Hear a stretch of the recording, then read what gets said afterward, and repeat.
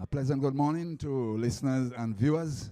Uh, Coming to you from the Cumberland playing field here in St. Vincent and the Grenadines is the CWI Rising Stars Under 19 Cricket Tournament, presently taking place here in St. Vincent and the Grenadines. It's a nice, cool morning. The sun is not out in all its glory, but by the time it gets out, maybe the next hour, so it does certainly show some heat. The sun is out. The conditions are really, really pleasant.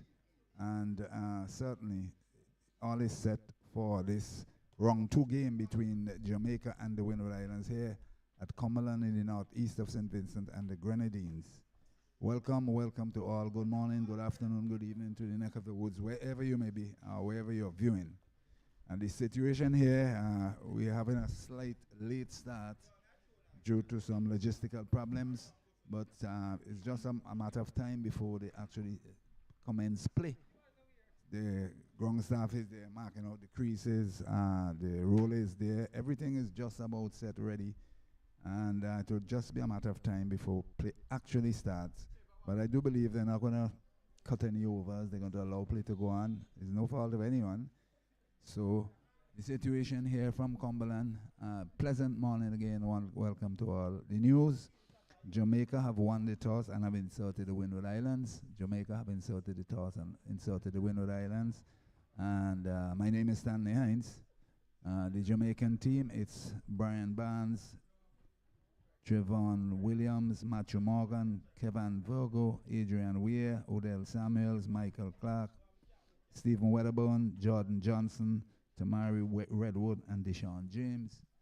And Windward Islands, Aaron Joseph, Kirsten Murray, Court Murray, Lee John, Rickel Sylvester, Theo Edward, Courtney Franklin, Stephen Pascal is the captain, Jelani Joseph, Stephen Abraham, and Ursino Fontaine. Jamaica have won the toss and inserted the opposition. The umpires for this game are Jonathan Blades out of Barbados and Imran Mokan out of Guyana. It's all set ready here to go in the streaming of this game. As I welcome the co-commentator, Cassius from the North Leeward area. Good morning, and really a nice day. Yes, good morning to you, Mr. Hines. Welcome back to North Leeward yourself. An intriguing setup here for round two, as you alluded to. It's a must win for Jamaica if they have to go on to any sort of top position in this game. Jamaica had a game yesterday at the Adamsville playing field that they lost by 13 runs to Guyana. And the Windward Islands, they got their game rained out as well. So both teams will be going for the hunt this morning and look to come out with a win.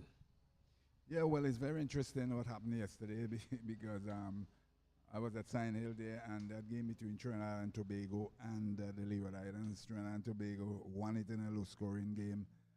But that is me, I'm not going to comment on it because I thought some better application could have meant some bigger scores. It didn't happen, but Trinidad and Tobago came out. And once you have those scores, you can have an exciting game. But they won it quite comfortably, although the scores were low, very comfortable in the end by 31 runs. And you heard the situation in Park with the rain. What happened there, guys, I know the same between Barbados and the Windward Islands. And the game at Annisville, you just alluded to. So we are here at round two at Cumberland, and the umpires have just walked out onto the field. They've just walked out onto the field. As I said, it's just a matter of time before we actually start play here at North Leeward, Cumberland playing field. And certainly what I recognize right away is apparently some trees have gone towards the southern end. We have been affected badly by nature. And nothing that we can do. It has nothing to do with deforestation. As you know, we've been affected by Hurricane Beryl a couple of weeks ago. So the topography somewhat will look a bit different to you this morning. And you haven't been in North Leeward for a while. Yeah, but quite a few trees used to be down close to the side screen. There were a couple of trees that were there. They have definitely gone. And I see quite a few trees have shed their top, so to speak, the coconut trees, etc. So definitely there's a slight change, and even to my right here, the western end, you can see a couple of the trees. Was it a case of burial that Yes. moved them away? Yes, But rid of them. Yes, please. Oh my goodness. And I will say this to you. It was really good to see that the Cumberland playing field is back up and running. Actually, the two side screens were actually blown away. But that is nothing to bury. Yes. Side screens meant nothing. You're lucky, probably fortunate you still have the roof here at the playing field, at the pavilion. Yes, that's not a To be honest with you, because it was a serious hurricane that came through. And fortunately for us, it didn't really hit mainland proper. We'll have had far more damage. But our sympathies, of course, go out to the people in the Grenadines, Union Island, Canawan, Palm Island, Myro, Beckway, and areas in St. Vincent got, I would call it a slight touch. I agree with you 100%. You know, so, but you and your family survived? Oh, of course, gracefully. Okay. Well, the team is out, and the Windward Islands, they are going to bat. Jamaica having won the toss, and it's to the Windwards. We went through the team, and it would be Stephen Pascal. He'll be facing the number 10. We have to get the identification, right? Seems to be Deshaun James, is it? So Deshaun James, right-hand fast bowler. The umpire is just about 15 minutes late. But be that as it may, once this stuns stay out, we're hoping for a good game. Oh, excellent. And both films, as I made mention, will be all guns blazing. It's a must-win situation in terms of want to get onto the points table. So they must be able to be tactical in their approach. Well, the thing about it is that the Windward has a point from the Reno game. Anyway, play's about to start. As we look at James outside the off stump, slingy type of action, seeing him for the first time, outside the off stump, allowed to go through by Stephen Pascal through to the keeper, who is Trevon Williams. It's no run, no wicket. Pleasant morning here at Cumberland. Sun is out, no real heat, but cool and nice, cool conditions. And we'll see exactly what both teams has to offer during the course of the day. Yes, Mr. Hyde, the condition here is always favorable to spin once this early morning moisture evacuates the pitch. And we saw a hint of swing by James from that first delivery. James from the northern end. This one outside the off stump. Very similar line, but a bit closer, but far enough so that doesn't attract a shot from Pascal. And there's no addition to the total. So there's a slip, there's a third man, gully, backward point, straightish, cover point, mid-off, mid-on, shortish, long leg, and deep square leg. Very interesting field here. There's a wide gap between long mid-on and deep square leg, a wide gap. So it probably is concentrating just on outside the off stump. Outside the off stump this time, and Pascal opened the face and ran. Ran down to third man to the right of third man, and he's off the mark with one without loss. The win was off the mark and has gotten things going. It's ball outside the off stump, and he on top of it, and just guided it, I would say, down to the right of third man. Stationed down there, and he got a single. He's off the mark with one without loss.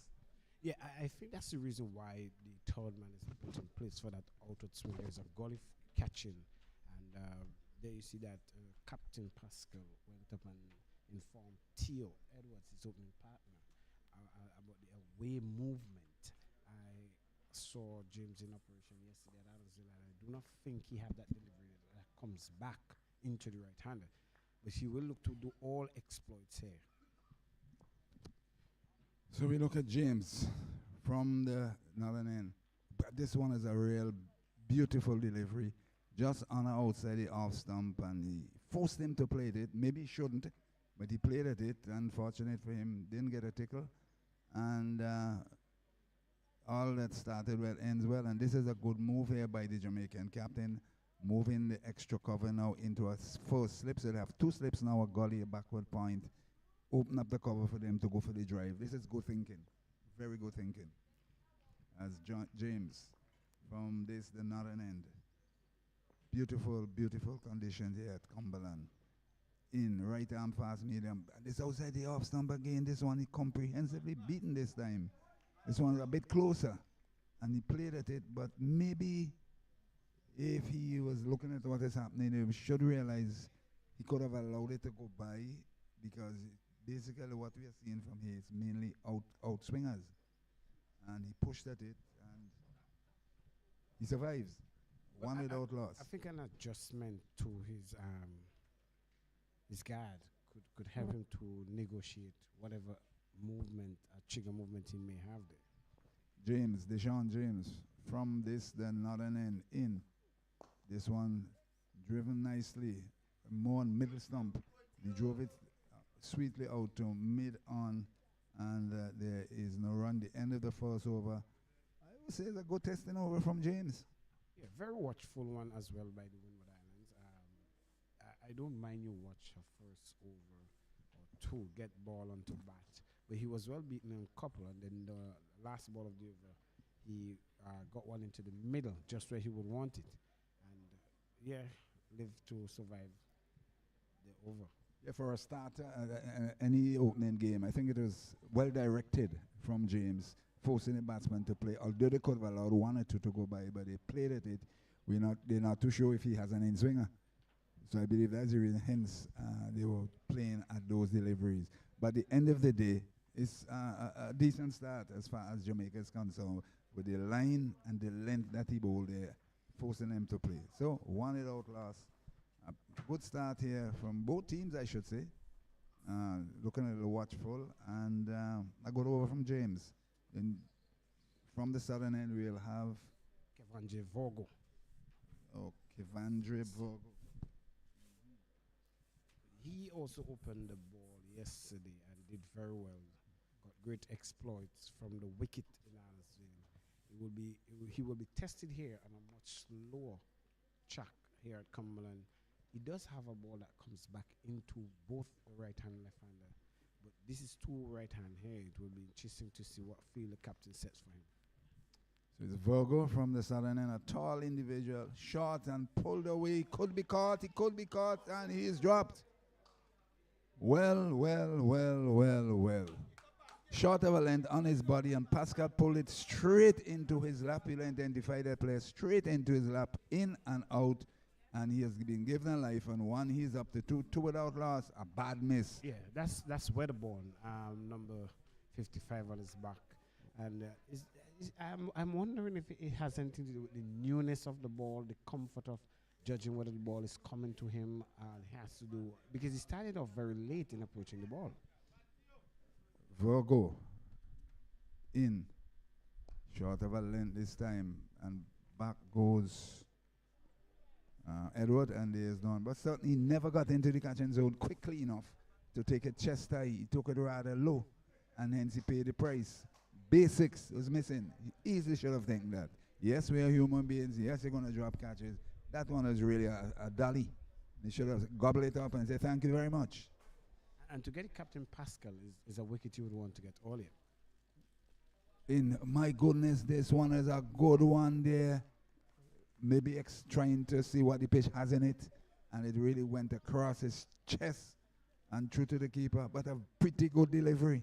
Yes, and if you look at it, the first delivery of his spell, there's a man in that same Weatherburn on the deep square. He's now testing Theo Edwards to see if he has the same temperament as Pascal for the hook. Well, it's testing times. Outside the off stump, that's a naughty attempt at a shot there. Wide outside the off stump, lack of movement of the feet, and he flared at it, looking for the horizontal, cut through to the keeper. Naughty indeed.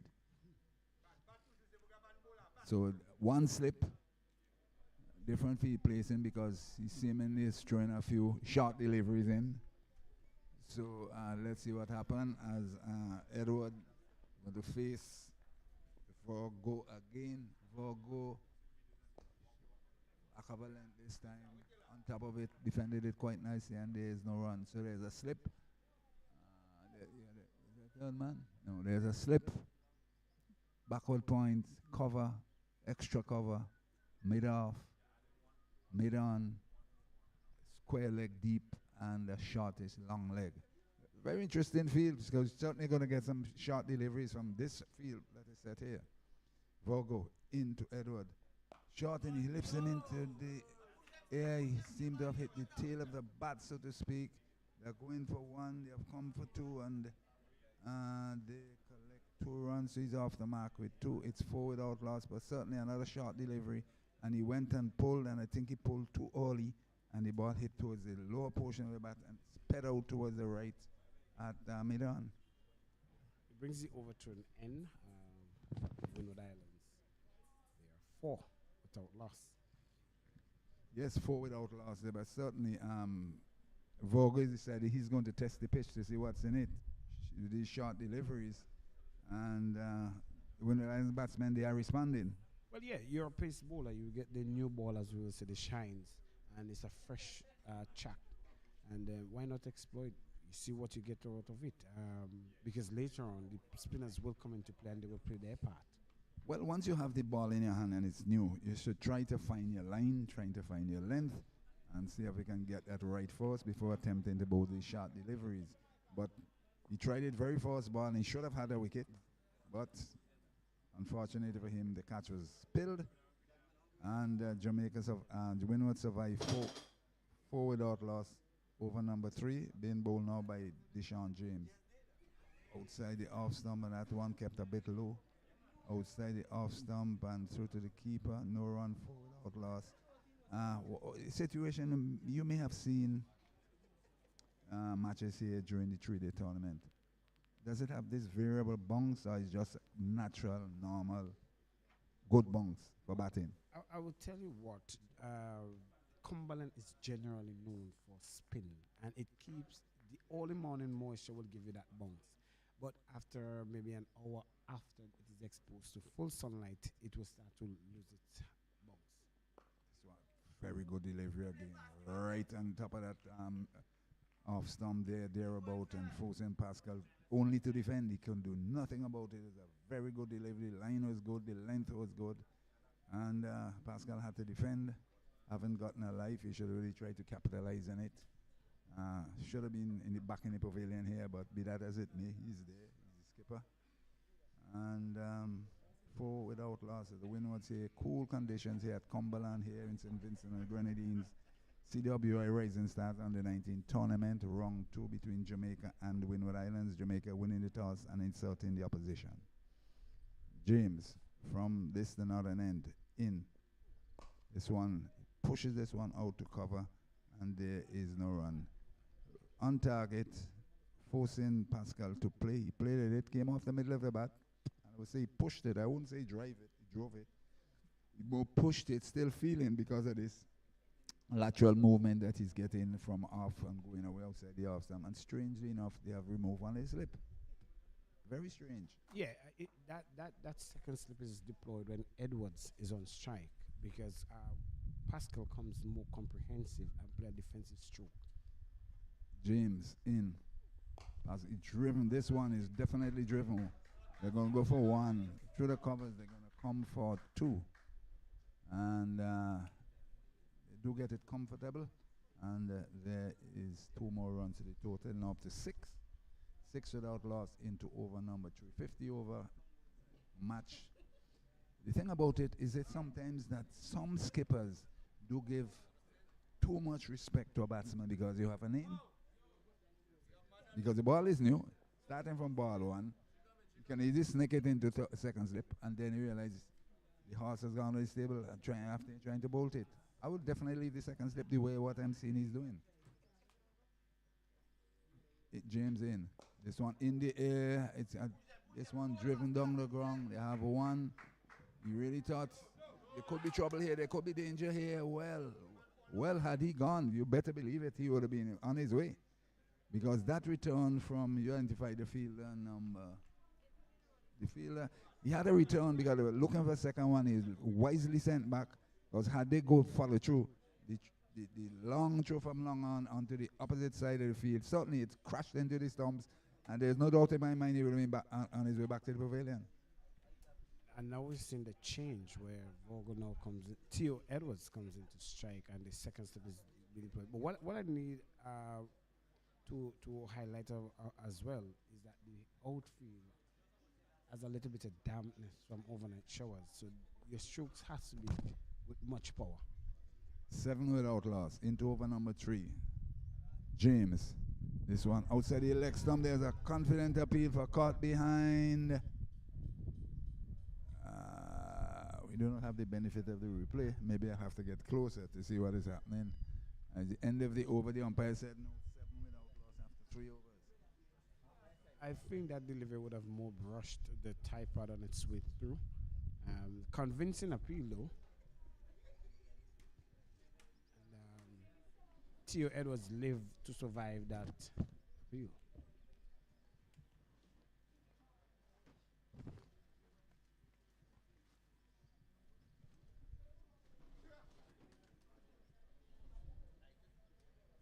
Right, we just shift our position. Not the best of position, basically, but we'll make do. 7 without loss after 3 overs. Now out there, the skipper is resetting his field. This is very interesting. There's no slip. No slip. Let's see. Vogo in. Our defensive goes Pascal and defends it out on the offside, and this is very interesting with a new ball, no slip. There's what they have: a short, long leg. There's a deep square leg. There's a straightish mid wicket. There's a mid on, mid off, cover, extra cover, backward point, and not even a third man. And I think it it's very comes back interesting. to the point you're making. The new ball. Why not look for all the wickets instead of going defensive? Here it is, on length, and Pascal defended it well out on the offside and on the onside, and there's 1 to the total, 8 without loss after 2. Something I need to highlight to you as well. Yesterday's game with the same Jamaican team, even after the power play, they kept the pressure in with our fielders inside the 30-yard circle. I'm not sure if that is the wisest thing to do now when it comes to this condition. Vogo in. This one, line, length, 2, Edward defend well, and there's no run. If you're going to have a field like this set, you have to be bowling short of a length, forcing him to pull, or cut, or hook. Well, maybe we'll come later in the overs. Yeah, the way these youngsters think is something else, because the field is set for the short balls. There's no way about it. Vogo in now to bowl to Edward. Short, and they guides this one down to the left of backward point. He gets a single. Total rolls up now to 10. Without loss into over number 4. Because certainly at least he should have had at least a slip, just in case he nicks it. But we can only say it as we see it. As Vogo from the southern end, bright sunshine. This one outside the off stump, it kept a trifle low, through to the keeper, and he took it somewhere across his ankles. Wow. Create that uncertainty in the batsman's mind, because he had a couple short deliveries. Now he's bowling a fuller length, a fuller line, and no real support in the slip cordon. In. This one short of a length on his body. He tucks out. They're looking for 2, but they have changed their mind. And it's the end of the over. It's 12 without loss after 4. Excellent going there. Very watchful by the Windward Islands, and that is something you will want, because yesterday they had a very quick start when they started to bat in Park Hill. Unfortunately, we know how that turned out with rain. But this morning is a more sedated start, and being more watchful. The bowling is different. Both James and Vogo is really hitting the deck, and batsmen have to negotiate very well with that. And we see a couple of deliveries from Vogo at the southern end, keeping a trifle low, as against James, who's getting the ball certainly to seam around from this and other end. So interesting opening attack here from the Jamaicans. James from the northern end in. This one driven to mid on, and there is no one. Pitched up on the middle stump, and he is driven sweetly by Pascal. That vertical back straight to the man at long on, mid on, and there is no run. 12 without loss, and certainly the approach from James is pretty good. He's keeping the ball up in that area and forcing them to play at almost every delivery. And this is sensible bowling here from him. Hence the reason why you would need a second slip. Exactly. James, from this to another end, here at the Cumberland playing field, in. Pascal again, just back of a length, on the back foot he went, and with a straight bat, pushes it out to mid-on, and there is no run. And I like his approach. You know why? He's attacking the stumps. He's bowling stump to stump. Yes, he have quickly get into the work. There is not any breeze so far, and what you would get, if there is any, is that east to west breeze blowing. So clearly, with him bowling a waist swinger, clearly it will make it the batsman have to think differently. James in. It's one played with soft hands out on the onside, and he gets a single. It's 13 without loss into over number 5. 13 without loss into over number 5. But certainly that was good thinking there on the part of Pascal, recognizing that he drove the first two deliveries up to mid-on. There was no run. This time he played with soft hands and called quickly, and it was responded by Edward. And there's a comfortable single at the end of it all. It's what, 13 without loss? 13 without loss. Windward Islands have been sent into bat here by defending champions Jamaica. As we see the right-arm fast bowler. This one again. Right on target. He's really on target. And basically, if he's going to bowl that line, maybe he can pull away the square leg and reinforce it outside field, so that once he's keeping that line consistently, as you have seen, they will have to do something different because they wouldn't be able to get those easy singles. I was just going to make a mention of the deep square that they have, and you made mention of it, because that deep square field is for the short delivery. We have not seen James attempted a short delivery as yet, so it's quite interesting. James, and this line and length type of bowling. Outside the off, somebody's bowled. An absolute beautiful delivery. Looking at it, look at it, the replay in. That one went right through the gate of Pascal, and he's been sent back to pavilion. Certainly, this is the reward for bowling. Proper line, proper length, and be consistent with it. And he completely deceived Pascal with that, and he sent him back to pavilion. So Windward Islands, they are now, what is score there? 14 without for 1. Excellent delivery, I must say. With that delivery, it did not move. It held its line straighter, and just hitting the top of off. That's just where they will advise you to bowl, and that's where you got your reward. Wicket to wicket, let the batsman make his error.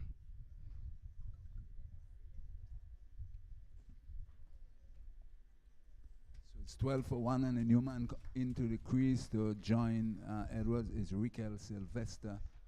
Certainly as a beautiful delivery there, and deceived Pascal and sent him back to pavilion. But certainly, I'm certain they are quite happy to have seen the back of Pascal, having been given a life his very second over. So, of course, you'd always, and Pascal is one of the more comprehensive batsmen in the Windward Island lineup. He's been the captain for the West Indies under 19 team. So Pascal is back to the pavilion, and the new man in is Riquel Sylvester. His name on the sheet here, yes, is Riquel Sylvester. And the name Sylvester is a Grenadian name. So right away I knew he is from Grenada. I get you. Yes, because there was the other Sylvester brothers who played for the Windward Islands a few moons ago. And other Sylvesters who have come through. So certainly has to be a Grenadian. There's no ifs and there's no buts about that. Now, James going to bowl to the new man in Sylvester. First delivery. He bowled him with a beautiful delivery. Pitched middle stump and went across him and cannon into the off stump, and Windward Islands in all sorts of contortions here at the Cumberland playing field. First delivery, played bat and patty, and the ball just steamed away and crashed into the off stump. Windward Islands 14 for 2. And James is on a hat trick. An excellent delivery, and Sylvester waste no time in getting in and out of the wicket. That delivery crushed so hard into the off stump, top of off, and just what the doctor may have ordered for James. He is going to going to attempt to get a hat trick here. Let us see what could happen. Certainly, it was a beautiful delivery, but at the end of the over, so you will have to wait for the next over to see if he will complete this hat trick. But certainly, two fine deliveries there from James, and has sent the Windward Islands rocking at 14 for 2. And certainly, they are going to be in the back foot, and they have to try and rebuild with the new man in being Legion. But certainly, James with these leg cutters that he's bowling, certainly creating problems for all the batsmen that have faced him for the morning. So from the southern end, we see Virgo. Virgo is bowling these back of the line deliveries as against James, who is seaming it up from the northern end and creating problems. Virgo in. Outside the off stump, my goodness. One that lifted on Edward. Didn't handle it properly. Had there been a force slip, it would have dropped straight into his lap. And this is one of the things we commented on earlier. You should not be having a fast bowler with bowling with a new ball, fairly brand new ball, and no slip. I think it's a cardinal error. He would have gobbled it up comfortably. Oh, of course. He would have. And again, as it rises extra, because a couple of deliveries in the previous over for him kept very low. So this one would have caught him by surprise. Sometimes you have to smile. The horse has gone away from the stable. He's now bringing in a four slip when he should have been there from the start. So he's thinking, wow. So Virgo now to bowl to John. Again, you can see him feeling for that one, not to show which way the ball is going to cut back or go away from him. And he definitely felt for that one. You can see it from here, and he has defended it well. It's 15 for the loss of 2. But certainly Jamaica looking to apply the pressure here in these early stages and to try and continue to be on top of this game. And Windward is hoping in the form of Legion, joined by Edward, to try and retrieve the situation for the Windwards. Outside the off stump to the keeper, and there is no run. 15 for the loss of 2. Windward Islands, Pascal and Sylvester both being bowled by Williams with 2 beautiful deliveries. And let's see how they are going to try and retrieve the situation here for the Windwards. They are in problems here. Pitch is nice and flat. They're getting the movement. That is obvious. In this one on his body. Tickles away to the right of mid wicket. Looking for 2. But it's not on. And the return comes in there. Total up to 16 now for the loss of 2. Could easily have been 3. They've been better field. Placing from skipper Barnes. 16 for 2. Windward Islands haven't been sent into bat by Jamaica. And the Jamaican fast ball is creating problems. It's 14. It's 1. 14 for 2, just a retraction there. 14 for 2. You have to reposition ourselves again. 14 for 2, but certainly another good delivery there to Legion and defended, and there is no one. But certainly, waiting for some interesting times. The next hour, I think, would determine something in this game either way, because quick wickets can create problems. Outside the off, somebody off the back foot he goes and forces it out down to deep extra cover. Does it have enough to reach the boundary? Or because of the outfield, it slowed up as it got closer to the boundary. And had there been a better return, Legion would have been in problem because he went strolling for the third one. I think based on the second one, they would have somewhat settled for 2. But there was a late decision on the third, hence the reason why it was a comfortable 3. It's a long area out there at cover. Created some doubts in their mind. So 17 for 2, and the hat trick time. Hat trick ball is on now. It is going to be James, and he'll be bowling to John? Is it Lee John? So the need, you see, once you're going to run, you have to run hard. The Australians say you run the first run hard. Certainly there was 3 runs because a fairly long boundary towards the cover. Now let's see how the delivery. Oh, that's a good delivery there. That hat-trick ball right in across his chest. And he defended it fairly comfortably out on the offside, and there is no run. But certainly, with James is creating problems for the Windies Lions batters. Yes, and definitely, and the uncertainty as well of the bongs is what is really. Edwards has been there for a while, and he has been very watchful from the inception. And that delivery caught him even by surprise. James from the northern end. This one back and a lovely shot. Going close to the boundary, one. They're going to have two, but as we alluded to earlier, because the overnight rain, the outfield is slow. 2 runs to him. And the total rolls down to 19. 19 for the loss of 2. Windward Islands have him in his to the back. That one was much shorter. Give him enough time and room. And he just forces out quite nicely through covers for 2. 19 for 2, and he need to resort to his line that he continued to bowl at the earlier overs and force them to come forward with that lateral movement that he's getting. James from the northern end. Oh my goodness, another good delivery. He's back to his line, consistently bowling that line, and he pushed at this one here, found the outside portion of the bat, and it rolled down to third man. No chance by any stretch of the imagination, and the total remained 19 for the loss of 2. 2 slips now. This is the field he should have all the time, and I would certainly move the mid off a bit to his left and leave a gap open for him to off drive because he's getting his lateral movement. Anyway, be that as it may, sun is out all his glory. This one on the body, and they're going to get one. They're going to come for a second one here.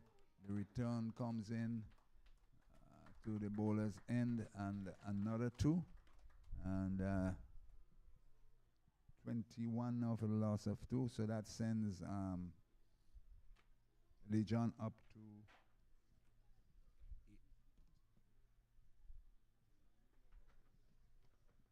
10.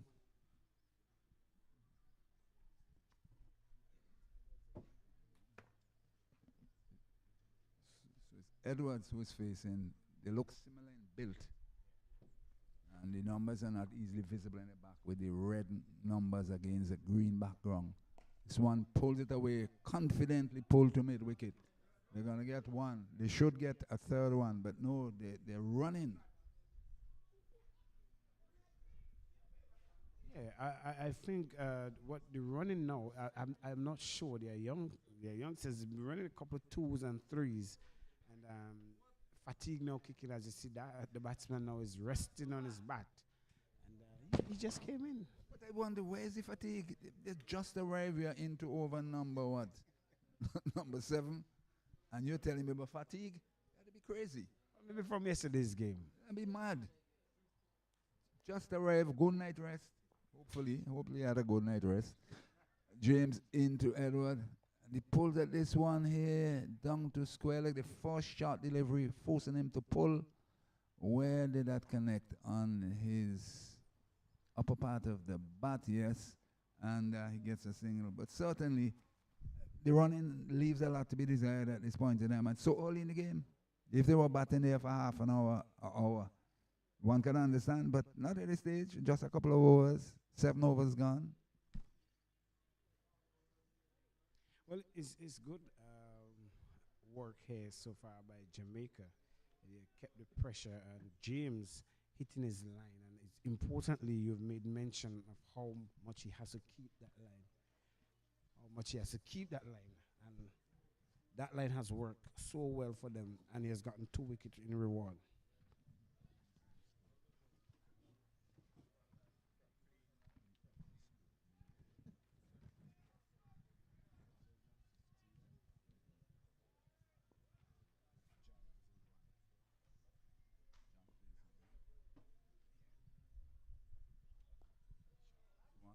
back of a length outside the off stump from the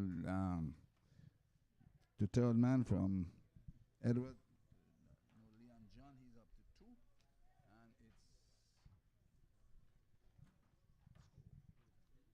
And it's 25 for the loss of two. We into over number 8. 25 for two, just over 3 runs per over. And the winner was looking to try and rebuild from those two blows, that body blows they got from James. Virgo in. This one a bit high on the middle leg, looking to work it out on the onside. It bounced a little more than he anticipated, and it crashed into his thigh pad. And no run, no damage done. 25 for the loss. 2 with 15 to Edward and 2 to John. Edward is facing Virgo from the southern end, and the sun continues to try and peep through the clouds. Virgo in. This one, better line, better length, on target. I'm amazed you will say peep. This is hot sun, Mr. Hines. No, it's not no hot sun, man. They are just out there for what? 15, 35 minutes. 35. Started at 9:45. So here at Cumberland, it's 25 for the loss of 2. Virgo in. Outside the leg stump seem to have gotten a nick onto it. We will wait to see what the umpire does. And we'll wait in the umpire's signal, if he signals at all. It's wide, yes.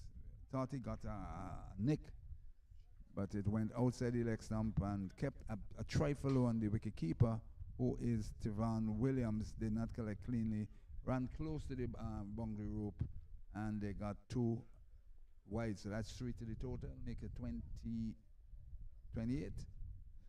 Free, in. This one, back of a land, he forces it. There could be danger if they want to attempt to run.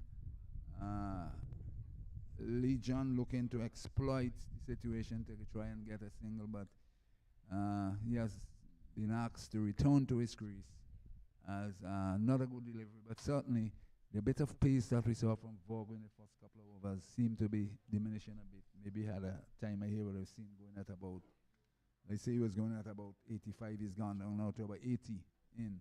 This one, bang on the middle stump, studiously forward defensive, and there is no run. So these two really need to try and continue to rebuild the innings here for the Windwards, having lost those two quick wickets. And some fairly strange field placing from the skipper for the Jamaican. Maybe allow the Windwards off the hook in the early stages with a brand new ball and no slip. Virgo in. This one outside the off stump, and he stabs it out to the right of backward point. Gets a single, and it's the end of the over. 29 for the loss of 2 after 10 overs.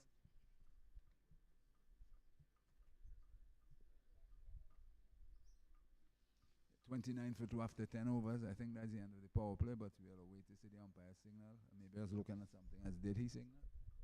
No, there's no signal. Anyway. 29 for 2. The Windward Islands here at the Cumberland playing field, having lost Pascal and Sylvester. Both of them bowled by Williams. This is the 8th over. This is the 9th over then. 9th going now.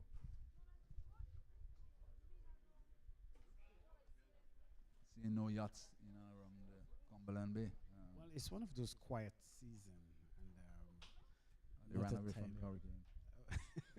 That's long past. As a matter of fact, it's not even in the meteorological appearance. James in outside the off stump and forces it nicely through the covers. They're going to have one. They're going to come for a second and quite comfortably. And the Windward's total rolls up now to 31. 31 for the loss of 2. Yeah, I love the way John has really come out and started playing. He has picked the ball on its merit and find the gap. That is something that Pascal and Edwards were struggling to do. Yes, it's the new ball. Yes, it's the opening pair. But still, there is opportunities on the field, the open areas, and they were more like allowing the runs to come when there was not the opportunity for that. They did not create the opportunity. James to John. This one good line, good length, and he played it going down on his knees, so to speak. It did not bounce as the previous deliveries, and he defended quite nicely. Excellent. Very watchful so far. I don't want to give him too much of a high accolades. You know the commentators curse from the time he gave one or two accolades. The batsman has his way back to the pavilion. James, from the northern end, here at the Cumberland playing field, when West Indies on the 19 cricket tournament, this one on the leg stump lifting, and he tucks this one out on the leg side. They're going to have one. The fielder did fumble, but they settled for the one. And they go up now to 32. 32 for the loss of 2. 32 for 2 into over number 9. Have Paul been restored to Notley with Arab? Now seeing if Vin Lecture has gone there. That's why I asked the question. Yes, fully. I think in the North Leeward district, 100% restoration has been done. As a matter of fact, this is an area that has 2 of its power stations in full operation. Fortunate to be living in a power area. In this one, full face of the bat, standing tall, and forces that one out to mid-off, and there is no run. Yes? Yeah, the folks at Vilnius did very well quickly in terms of getting restoration back onto the northern end here. There was a lot of down lines, and quickly within the space of maybe 4 or 5 days, they were able to do 80-90% of the restoration work. So clearly, they're doing their work, and we must give kudos to them. Well said. James from the northern end, in. Oh. Now, what could have gotten into his head? To, let me literally say it, an agricultural swipe. That's the best way to describe it. Stood there and just threw his bat at it. Well, to the back of us is full of dung plantings, so that's the only intent I see, to get it into the fields behind us. Stood there and just swiped his bat, totally uncalled for. That's in concentration. Goodness. I think I say no more about that, right? But interestingly, the entire audience grounds ball who when they saw that attempt. This one much more pleasant shot, more aligned with cricket. Head well over the ball, drove it sweetly along the ground to mid on, and there is no run. But certainly, what could have gone into his head? Maybe just run out of a bit of patience. Overcomes to an end of the ninth. It is 32 for 2.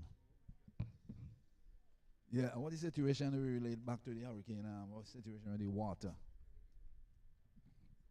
Well, the water is back up as well.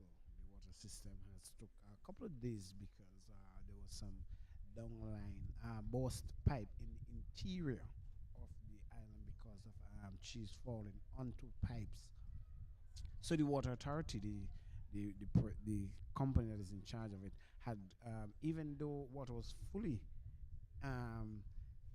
in the households during the storm, is after the storms the water went. Interesting. Vogo in this one, back of a lane, back to the bowler. So, but everything has been restored. Of course. Water is back in its full capacity, clean, refreshing. As a matter of fact, it is much better. Before the storm. About any damage to house roofs and so on? Oh, a lot. A lot. But it cannot be compared to what was done in the Grenadines. Vogo in. This one strike him on the pad. There's an appeal and he's out. This one pitch bang on midland leg, and the umpire had no hesitation, absolutely no hesitation, lifting a finger. The Windwards have lost their 3rd wicket at 32, as we see the back of John, who has gone LBW to Vogo. He has picked up his 4th wicket, and the Windwards sink forward into trouble, 32 for 3. Well, they are close to the beach, and I'm not sure if this is the place they want to get drowned in their total, but clearly that delivery kept low, and instead of playing forward, is looked to play back. And again, it speaks of the bounce, the variable bounce that you're going to get.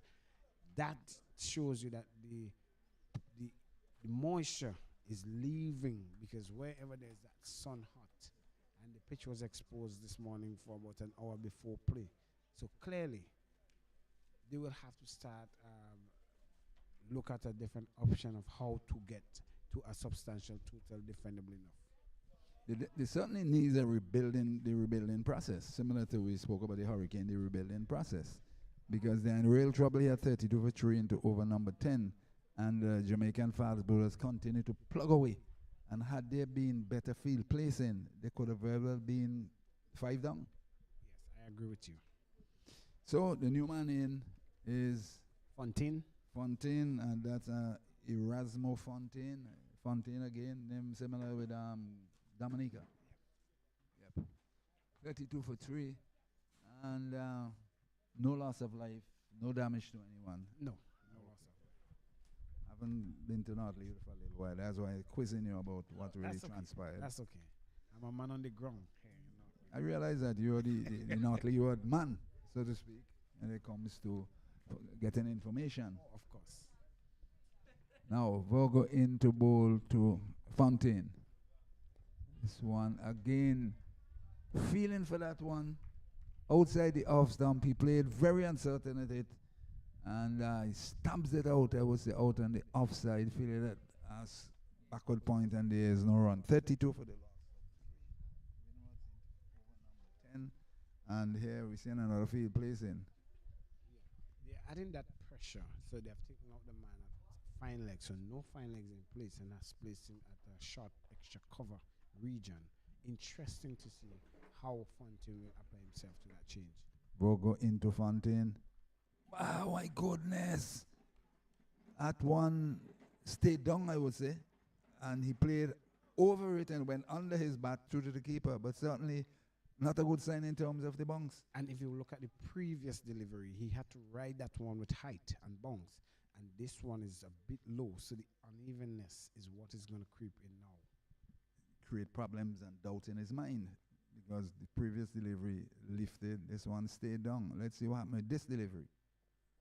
This one outside the off stump, should have been on target, outside the off stump. He allowed it to go by, he picked the line up, the length up, and allowed it to go through. But certainly, this uncertain bounce doesn't make it easier for batting. I agree with Jamaica in winning the toss and See what the sending them pitch will to do. bat. Yes, because later on, Jamaica will have the better part of the pitch if the rain stays away to bat on this.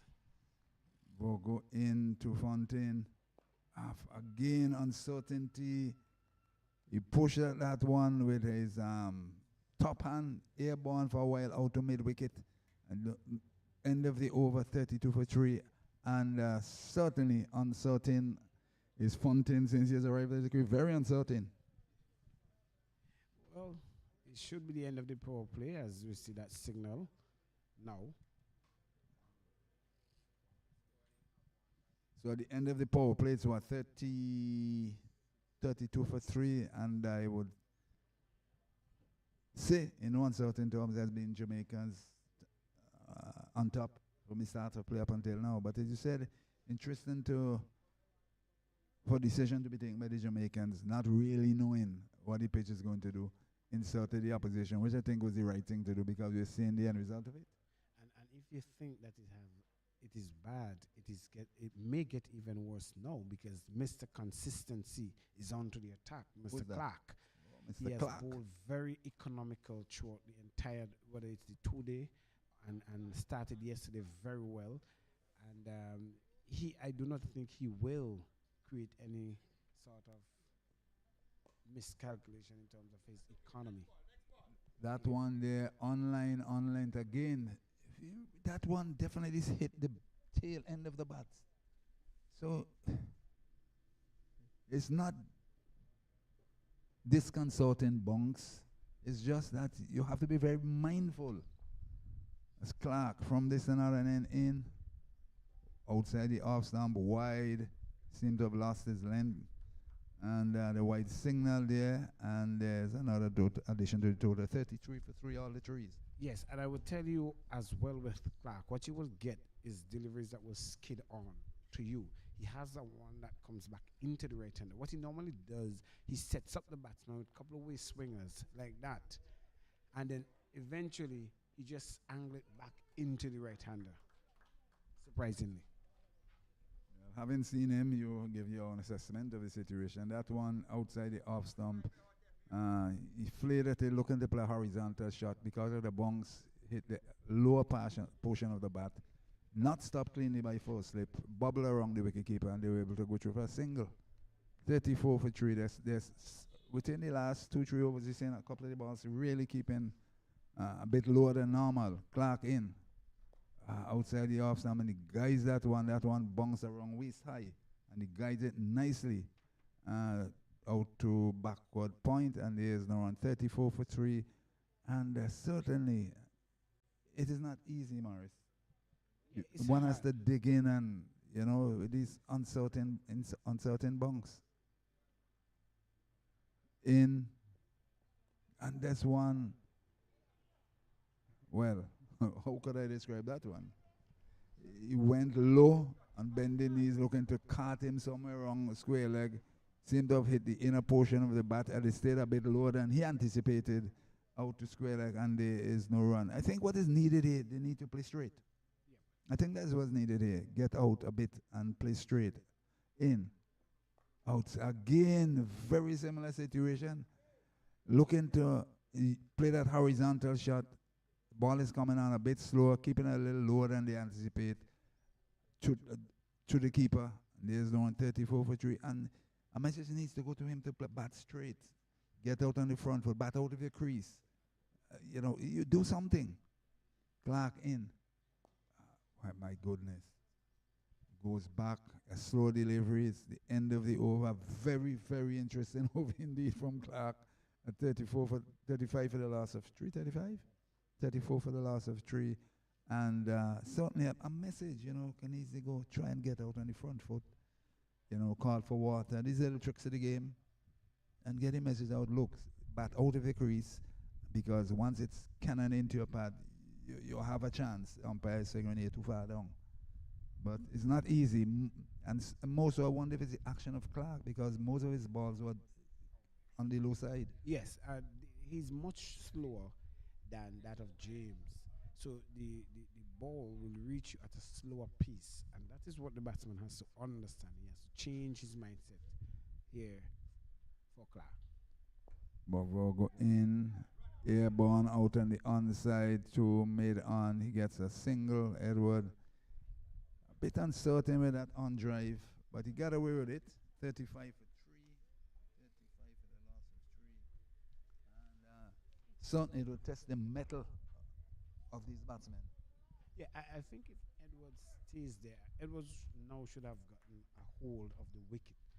It is up for the other batsman to stay with him. This one is Pong to mid wicket, and it's a boundary, a welcome boundary by Fontaine. It's an exquisite shot. I really do love that shot. Yes, it really was a wonderful shot. Short of a length, asked to be put away to the boundary. He did that despite the outfield not being the quickest, but he hit it with that type of power that will carry it over the rope. It did, and really probably the shot of the morning. Yes, I agree with you with that one. I humbly agree with you. 39 for the loss of 3, and the fielder now retrieving the ball from the perimeter wall that encloses this field here at Cumberland in St. Vincent and Grenadines, the northwestern side of the country. I think this will be the last over for Virgo. And yeah, he will take a rest. Another seamer from the top end, that same bottom end, they could create some problems from what we are seeing. Virgo bowling much slower now than when he first started. Outside the off stump, through to the keeper, and there's no one. 39 for the loss of 3. Maybe they're giving him one spell. Maybe. Yeah, maybe because the spin attack of I believe Redwood and Odell Samuels, they were coming to play. Samuels got a 4-wicket haul yesterday. He really did the damage for the Jamaicans, even though they went on to lose that game. This one from Virgo out on the offside. He pushes that one. That's a much better approach to batting where he came on the front foot and defended it there. So if for any reason may have stayed low, he would have been giving himself a chance to survive. But certainly it was the right approach, a good shot selection, and there is no one. 39 for the loss of 3. Windward Island struggling here a bit here against some very accurate Jamaican bowling. In. This one. I think that ball slowed up on him a bit. He played the shot before the ball arrived. And he missed it. Seemed to have hit the top portion of the bat. Fortunate for him, it did not bubble anyway. It stayed right on the pitch itself. And he got away with it, 39 for 3. It's trying times. They need to be, forget about the run rate. You will get the run rate right. The important thing is preservation of wicket. Excellent. In. This one outside the off stump. He opened the face and ran it out to a backward point. No, on the end of the over. It's 39 for 3 at the drinks break, 39 for 3. But certainly, this period of play really belongs to Jamaica. I humbly agree with you. And clearly, they will feel the better of the two teams now, knowing that they've got all the inroads. Even though, yes, the wickets has gone, still they have really curtailed the runs as well. 39 for 3 going into your first hour of play is excellent cricket so far. Yes, so we'll take a little break here until we have finished the water break. We'll then come back.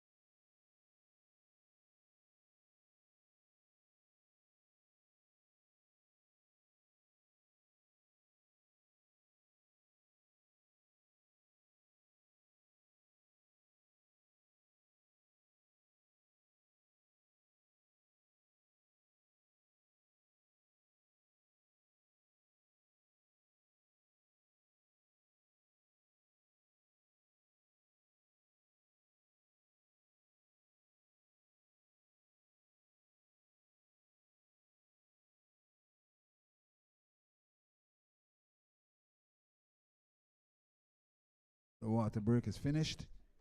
It's 39 for the loss of 3 after 12 overs. Is it 12? 39 for 3 after 12. With the Windwards looking to restart. So we're going to see Clark Michael Clark from this and other end. Outside the off stump and banged away quite nicely through the offside. They're going to get runs here. 1, 2, 3. Does it have enough to reach the boundary? It does. Really a very good shot indeed. Short of a length outside the offside. Bounced accommodatingly.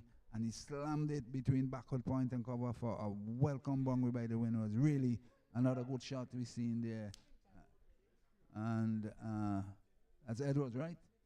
And that he goes up now to 22. Edwards on 22 not out. Windwards 43 for 3. But certainly a shot of confidence. Yeah, I love that shot because Edwards, as we made mention, I've been there from the start. So he's now adjusted to the condition somewhat. Clark in outside the leg stump, wide outside the leg stump, maybe fearing to go back outside the off stump, having been spanked away for that boundary. Wide delivery, 44 for the loss of 3. 44 for the loss of 3. Windward Islands here with Clark losing his line. First delivery, a short, wide axe to be put to the boundary, a spanking shot from Edward, and then he lost his line outside the leg stump. 5 to the total, 44 for 3. This one back he goes and cramped for space, looking to hit that one through the onside, hit the bottom portion of the bat out to mid wicket, no run, 44 for 3. The sun seemingly is getting a bit warmer as we say we look out.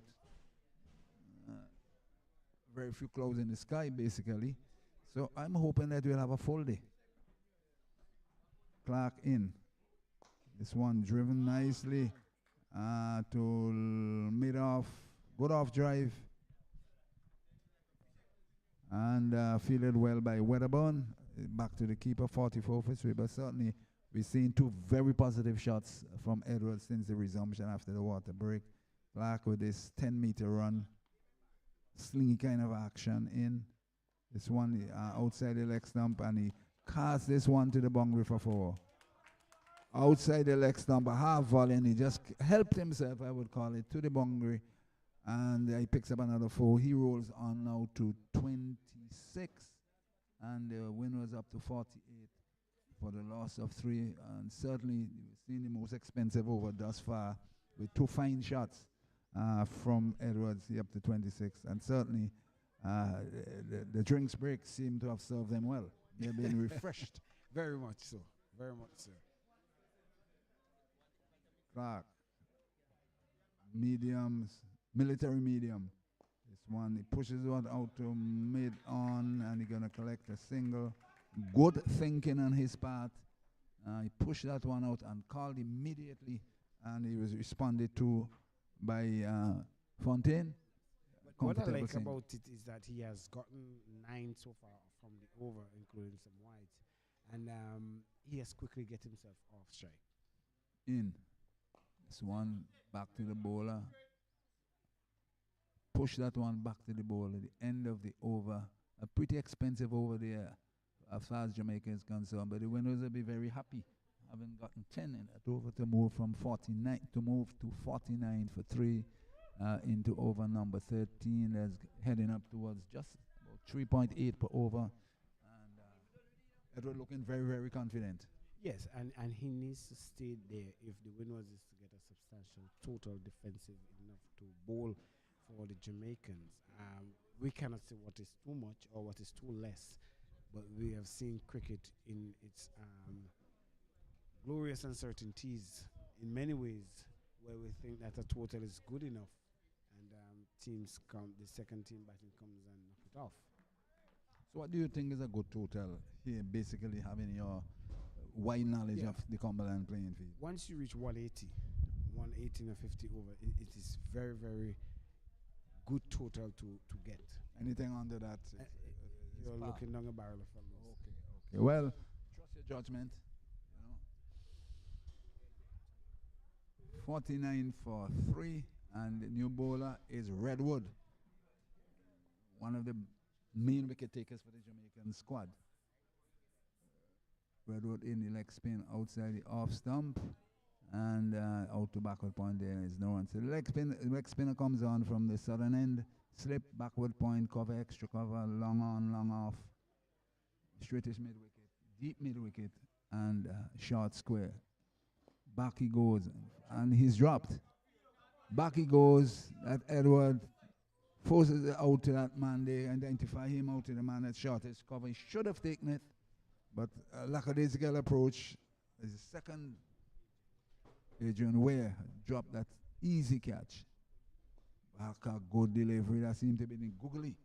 That one certainly had him inside out, and he pushed at it a bit uncertain, but ended up out on the onside rather than the offside. Edward facing Redwood. But he hits this one in the air and he's out. A very, very, tend to say give away wickets. That is a wicket that's definitely been given. No, it's not Christmas, it's not Santa Claus. Flighty delivery, stood there and just threw his bat straight to the man at mid-on, and he's on his way back to the pavilion with a soft dismissal, 49 for 4. Edward need to understand his role to stay there as a couple of wickets to tumbling around. And he has added to Windward's misery. And Jamaica are very happy, 49 for 4. Oh, they will be happy to see the back of Edwards. He has been one of the highest main scorer so far 27. In terms of this game. And he has to go. Now he has now opened the floodgates for the Jamaican to just walk in. So it's Abraham. Abraham now comes to the crease, number 35 on his back. Seemed to be another Dominican name, Stephen Abraham. And he will have to do much work here. This is the problem we have with our young batters. You are in. You just had a pretty decent over from the other end. Steady and try and bat as long as possible. There's no need to hurry and worry about the run rate. The importance is to keep your wicket intact. Play the less risk shot rather than going for the high risk ones. And he got a life in the over before. The same over, he got a life, same over, 2 balls. And he now hit it straight till mid on, comfortably taken. And with Redwood now into the attack. But the question would be for you, Mr. Hines, as an experienced man. Do you think coaches could teach the batsmen about longevity and occupying crease? Outside the next time they're going for a sharp single. The return comes in. And they get it quite comfortably. So Abraham is off the mark with 1. And it brings into strike Fontaine, who is on 4. And the win was 50. The 50 is up, but on the negative side, 4 is down. I'll get your answer in a little while. 50 for the loss of 4. As Redwood in. This one driven out to long mid-on, and again, he ran with the shot. Flighted, used his feet, drove it sweetly out to mid-on, and he ran with the shot. He got a single, and he's now up to 2. That's Abraham. And that's Fontaine. Now he's up to 6. Abraham on 1, and it's 51 for 4. The thing about it, you can teach people, but you have to ask the question, are they retaining what you're teaching them? That's question number 1. You, when you are there as a batsman, you have to judge things for yourself based on what you were taught. So you have to put it together, concentrate properly, and try and recognize your team's position. Look for the productivity level. Yes, I want to make a 50. Yes, I want to make 100. The coach can't help you make 100. He have already taught you. Is you to execute it. Clark in. Outside the off stump, and he hit this one to cover, no run. So it's your children at school. You're teaching them from grade 3, 4, 5, get to 6. A CPEA time. You cannot write the exam for them. They have to do it. I agree. So it's a question how well they are retaining and their mental concentration. This one seemed to be a bad pad on the line of the leg stump, looking for a run, non-existent. Run 51 for the loss of 4. So the thing with it is, there's an appeal here for a run out. We are not too sure what's going to happen. I don't think he will send him out because you should be seen attempting a run. And I don't think he was attempting a run. He wandered out of his crease. But the ball took so long to come to the bowler. I think it's out of exuberance why he appealed. Yeah, certainly is not out. By a week. In hot sun. This one certainly outside the off stump and bounced across his face. And he's warning him that's 1 for the over. But he hasn't been bowling any short deliveries. He's been bowling ball more line and length. Yeah, as a matter of fact, that one was a bit slow. Well, a slow ball bumper. It took 1 bounce to the keeper. It's Clark to continue from this another end. Here, the Cumberland playing field, northwestern side of St. Vincent and the Grenadines. Clark in. This one on the stump. He's pretty consistent bowling the ball along that line. Yes, and that's what you would get from him. He may air it in one or two, but it would not be consistently aired. He's generally consistent from what I've seen so far. Clark in. Outside the off stump, and he pungs it away. There could be a run out if he hits. He misses. And they're going to get overthrows, at least one. But that's... I'll get to that in a while. They get 2 additional runs. An additional run. It's now 55, I think it is. For the loss of 4. I'll get to that in a while, after this delivery. Spoke about mental concentration. In. Outside the leg stump. That's a wide. Looney is lying there outside the leg stump, in addition to the total 1 wide. Now to 54 for the loss of 4. Yes, the thing about it, you have to concentrate anything you're doing in life if you want to be successful. You're driving from Kingston to Cumberland. You have to drive properly in the roads. I mean, you have to concentrate. You're cooking your food at home. You have to concentrate. We're doing what we're doing here, doing commentary, streaming, whatever. We have to concentrate. So the problem is your level of concentration. See if you're successful or not. So the problem I see with some of our batters, the concentration powers are lower than it should be. Hence, they are not, which brings into question fitness. It brings into the fitness level into the whole conversation. But are they really doing the work? Are they prepared to work hard to achieve what is to achieve? And be able, you yourself as an individual would achieve, productivity level will be okay. Your team would benefit. And by extension, if you move on to the West Indies, they will benefit. And the people in the Caribbean will benefit. Excellent analysis. Redwood in for our defensive thing, the outside portion of the bat. That's Fontaine. And that's one is Abraham. Concentrating so much on the mental side of it, we see things are happening. 54 for the loss of 4. As Redwood from the southern end. Oh, that's a leg spinner. That one turned. It turned off the chap very late. You got Abraham very late. So now we see some adjustment to the field. Let's see where he's going to put the fielder. Slip. We are seeing some very interesting field placements. Redwood now in. That one really ripped. Spun across him. Taken by the keeper. That one really ripped, as you said. This pitch do have some turn and bunks. That one really ripped. Prodigious down there and bunks. Redwood in. This time he stretches out on that front leg and defend it well. That's a proper shot to play with these deliveries. Because staying at the back foot against this type of deliveries, you'll run into problems. You must. Redwood, the leg spinner. Back he goes and forces this one to the shorter delivery. Forces out to the man at long off. Gets a single. All the fives are up. And certainly a very interesting leg spinner here at Redwood. Creating problems and getting some prodigious turn and bunks out of this track here at Cumberland. The thing too is that Sylvester is looking for the ball that is coming back, the googly. And so he's getting himself confused. And that's the end of the over. It's now 5-5 for 4 as the Windward Islands continue to battle against the Jamaican spinner. A very interesting Redwood, creating a lot of problems for the batsmen. And they're trying to keep it tight from this another end with Clark bowling this sort of a military medium, if you want to describe it that way. No real tearaway pace. It's just been consistent bowling ball in the line and length. Someone once described it as a humble medium pace. Humble medium pace. Yeah. Description is about right. Not fast, not slow, just in between, creating the problem. Forcing you to make mistake, which brings back to the conversation the mental side of it. And not only that, he's consistently hitting that off stump. So he's asking you to make the error yourself.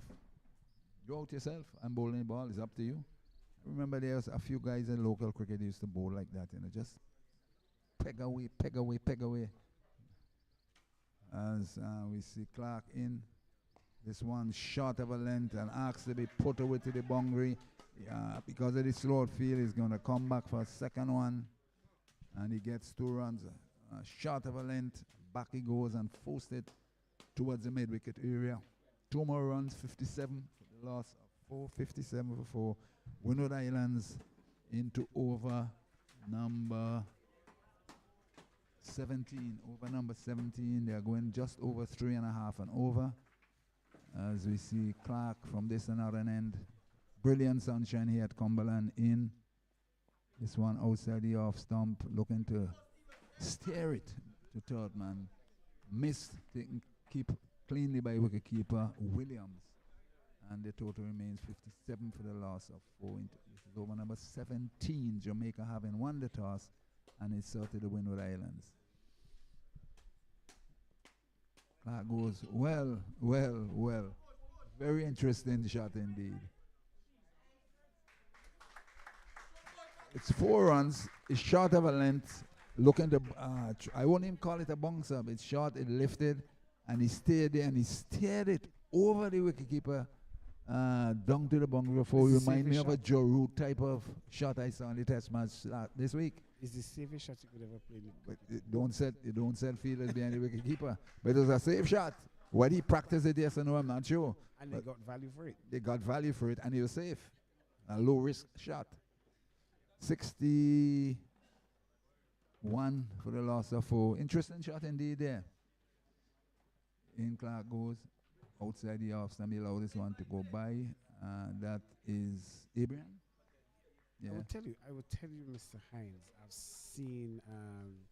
saw Clark bowl in the 2-day and the second match, and this is the most inconsistent I've seen him.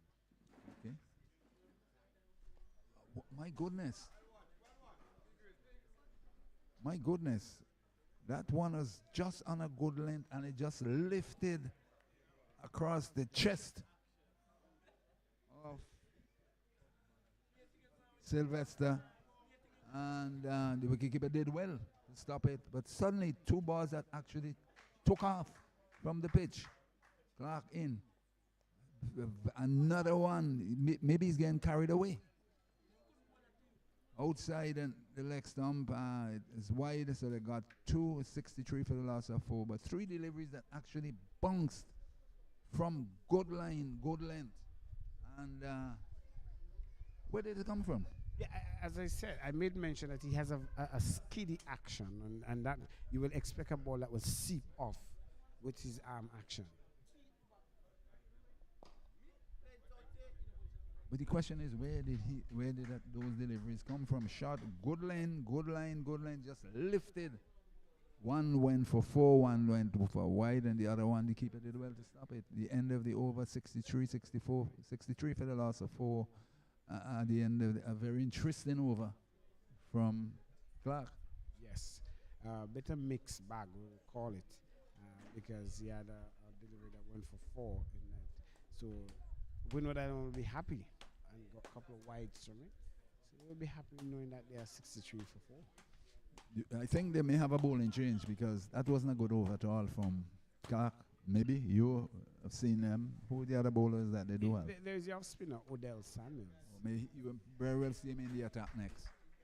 Now Redwood, man who seemed to want to create more problems for them from the southern end. Leg spinner in.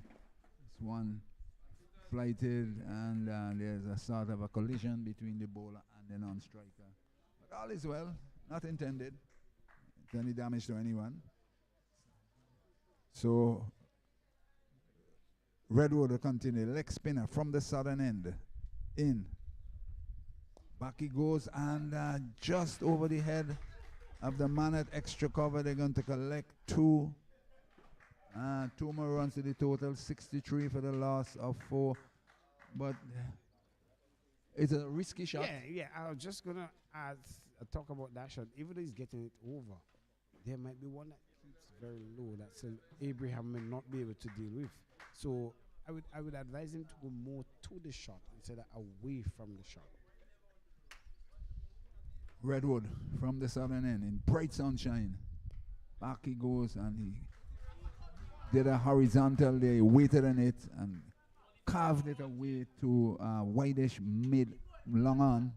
He got another single, 64 for the loss of 4.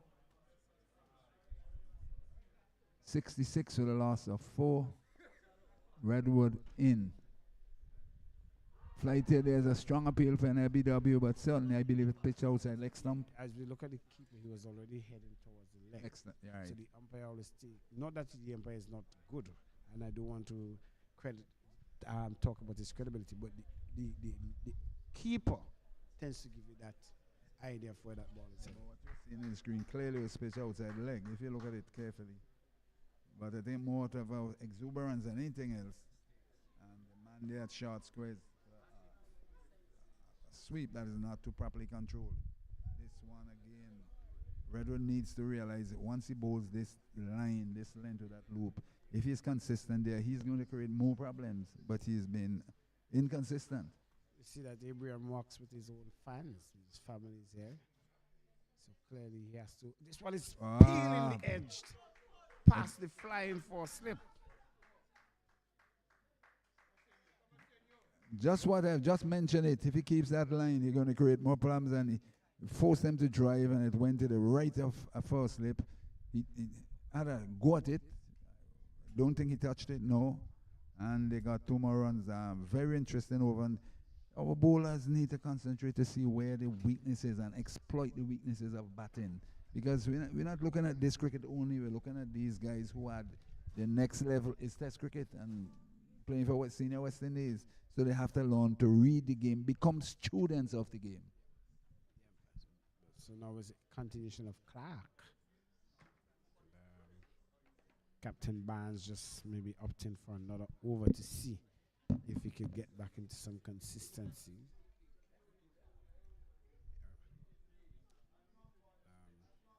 Clark will continue from this the commentary booth end. Slow ball bubbled in the air. Clark, in an attempt to get that ball, just slipped in the middle of the field. So more so safety for Ibrahim.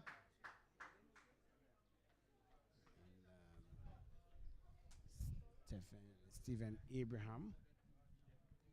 Very talented batsman. Did very well. Not to his expectation. The format. This one is wide. So again, as I spoke highly of Clark and his consistency, and as I said, this has been the innings that I've seen the most inconsistent of his bowling. That is a bit frustrating for him because he's a person who likes to get it correct 9 out of 10 times. Clearly, he's been playing his trade, playing it well for Jamaica. I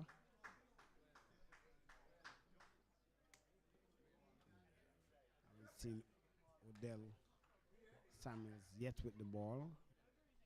Also, this one is flicked out to deep square. Abraham Fontaine partnership is going very well. They have somewhat recover, so projected score of 189 at the current run rate of 3.78.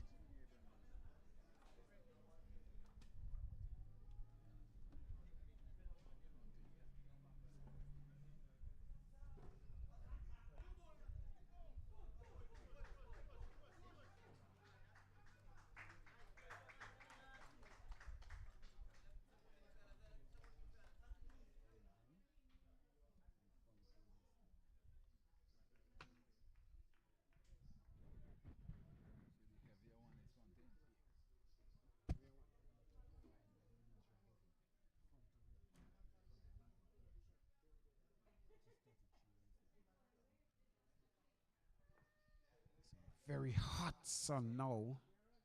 Mr. Hines would have spoke about an hour or two for the hot sun. I did not agree with him because I felt the heat from the time I get here.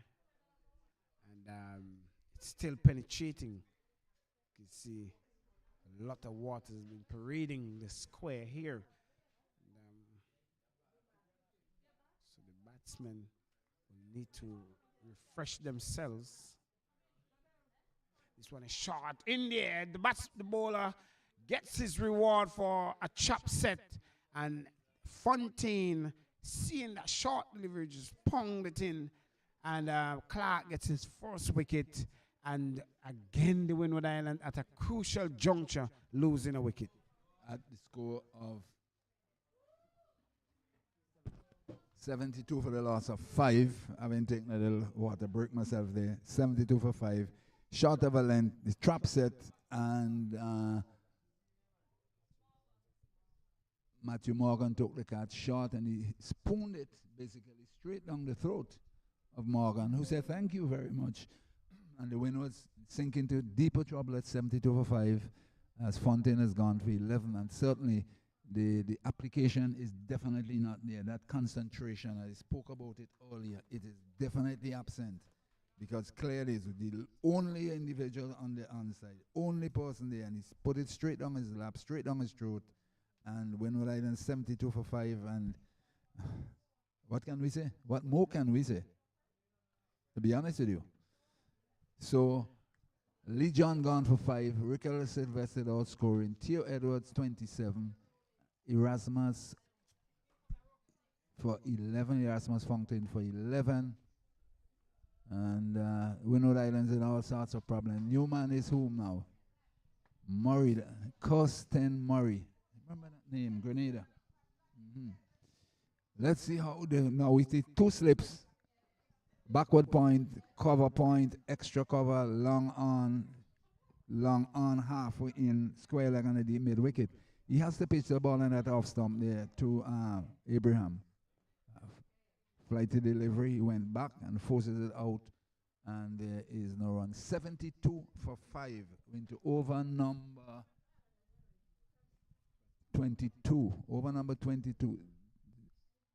In, back, he forces it out, past the extra cover, the right of the man plays that extra cover for a single, and it's 73 for 5 with Abraham up now to, we tend to say in local fashion, the 13 bad lucky number, we tend to say it. I'm not too sure how bad lucky that number is. The Australians tend to look at 87 as a boogie number, and we in the Caribbean tend to say 13 is a boogie number. Whether it's in bingo, whether it's what, you always look at 13 as a boogie type of number. Okay. Never know that.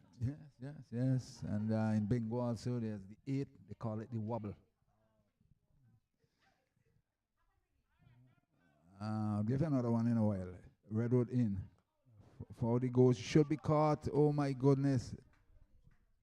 A lazy attempt there by that fielder.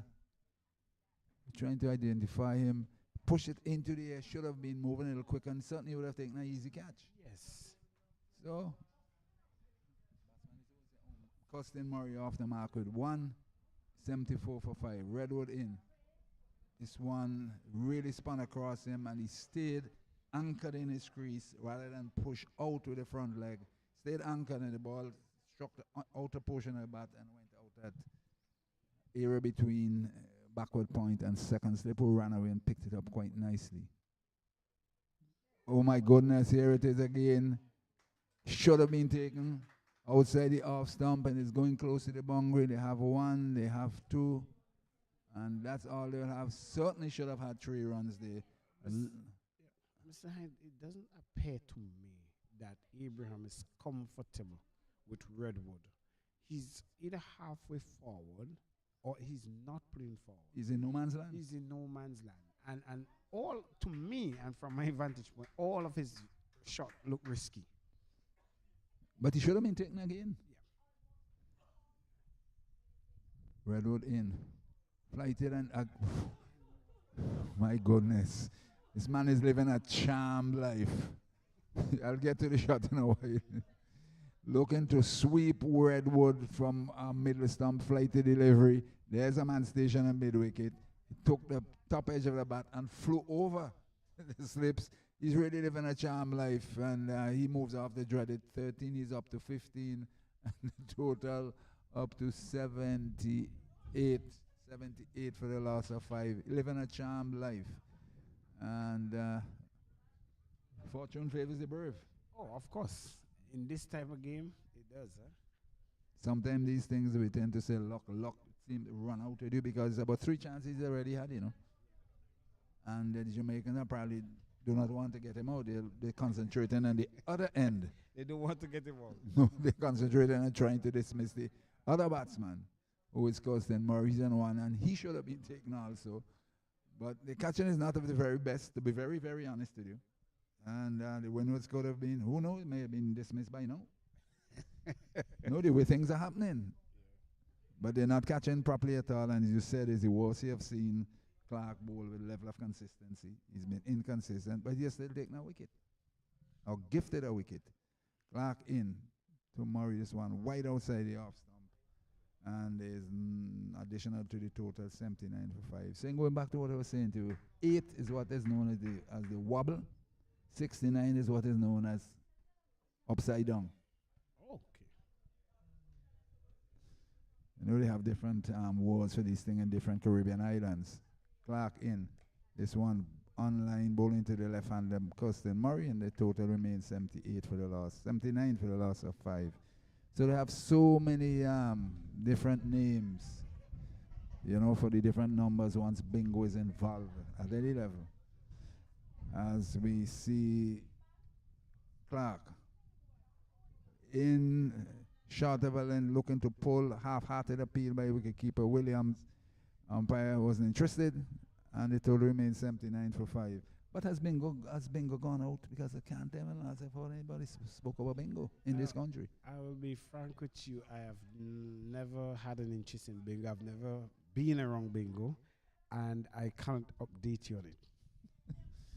Clark from the northern end. This one stylishly walks across his crease and pushes it out, and there is no run. There used to be a lot of bingos being played in the Chateaubriand Fitzhughes area, which is in the North Leeward area. And that is extreme north. Well, I am to the south of North Leeward. Not too far from here. Not too far from here. Clark from the northern end in. This one opens the face and ran this one down to third man. He gets a single. He's up to 2. It's 80. 80 for the loss of 5. What is need to be highlighted is that there is a Costan Murray and there's Kurt Murray, both of who is part of the Winners Island setup. It's Costan who's batting? Yeah, Costan is batting. But what I want to say now is that if you need stability to the innings, these are the 2 batsmen that could bring, because they do not play the power shot. They play very humble, and pick the gaps, and they can be very frustrating for bowlers. Speaking about the 2 Murrays. It cannot be Stephen. It cannot be Abraham, because he's given a lot of chances to the Jamaicans to get him out. Outside the leg stump. You're so right. He's so inconsistent. Yep. Wide outside the leg stump. What do you think what would you attribute to this inconsistency from Clark?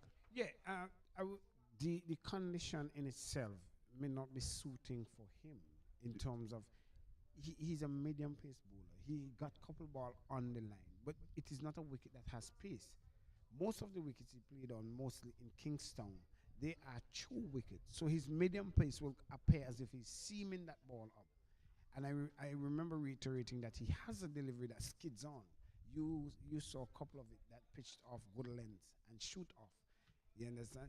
But now he's facing different challenges with this wicket, and there you see the inconsistency creeping in. Short of a length, and it's pulled away there by Abraham for another single. He's up to 16. 81 for the loss of 5. The problem with it is not the condition, it's your mind. It's mental. Okay. Because irrespective of where you are playing in this country, SVG, or if you're touring with a West Indies team in Australia, New Zealand, India, Sri Lanka, wherever, you have to adjust. How quickly does it take to adjust? Because you recognize I'm a line and length bowler. I'm in consistently bowling around off stump in wherever country I'm from. You continue the same thing in whichever country you are playing in. If you have to readjust because they are banging your balls away, not as consistent before, but he's spraying the ball all over the place. He's off stump, he's leg stump, he's bumping, he's skidding. It is mental. The spectators catch this. Yeah, it is mental, certainly. If he concentrate hard enough and realize this is what I'm accustomed to, line length, the consistency will return. But he's spraying the ball all over the place. Redwood in. There he goes. He forces that one out to mid on, and there is no run. Something we're seeing is not the movement of the feet. The batsmen are not playing to the playing using their feet to the ball, creating more problems to them than there is. To be honest, Abraham is not suggesting permanence. Same as if he wants to return to the pavilion. Each and every over something is happening. Yep. Redwood to Abraham. Back he goes and forces it back past the bowler. And he gets a single. Back he goes and forces it. The bowler did not stop properly. And he gets a single. And he goes up now to 16. He's on 16. It's 81 for the loss of 5. Windward's continue to battle here to try to see if they can put another 99 on the board based on your own prediction. Pass score is 180 based on your knowledge. But they will have to be really, really battle well with even more luck to get another 99.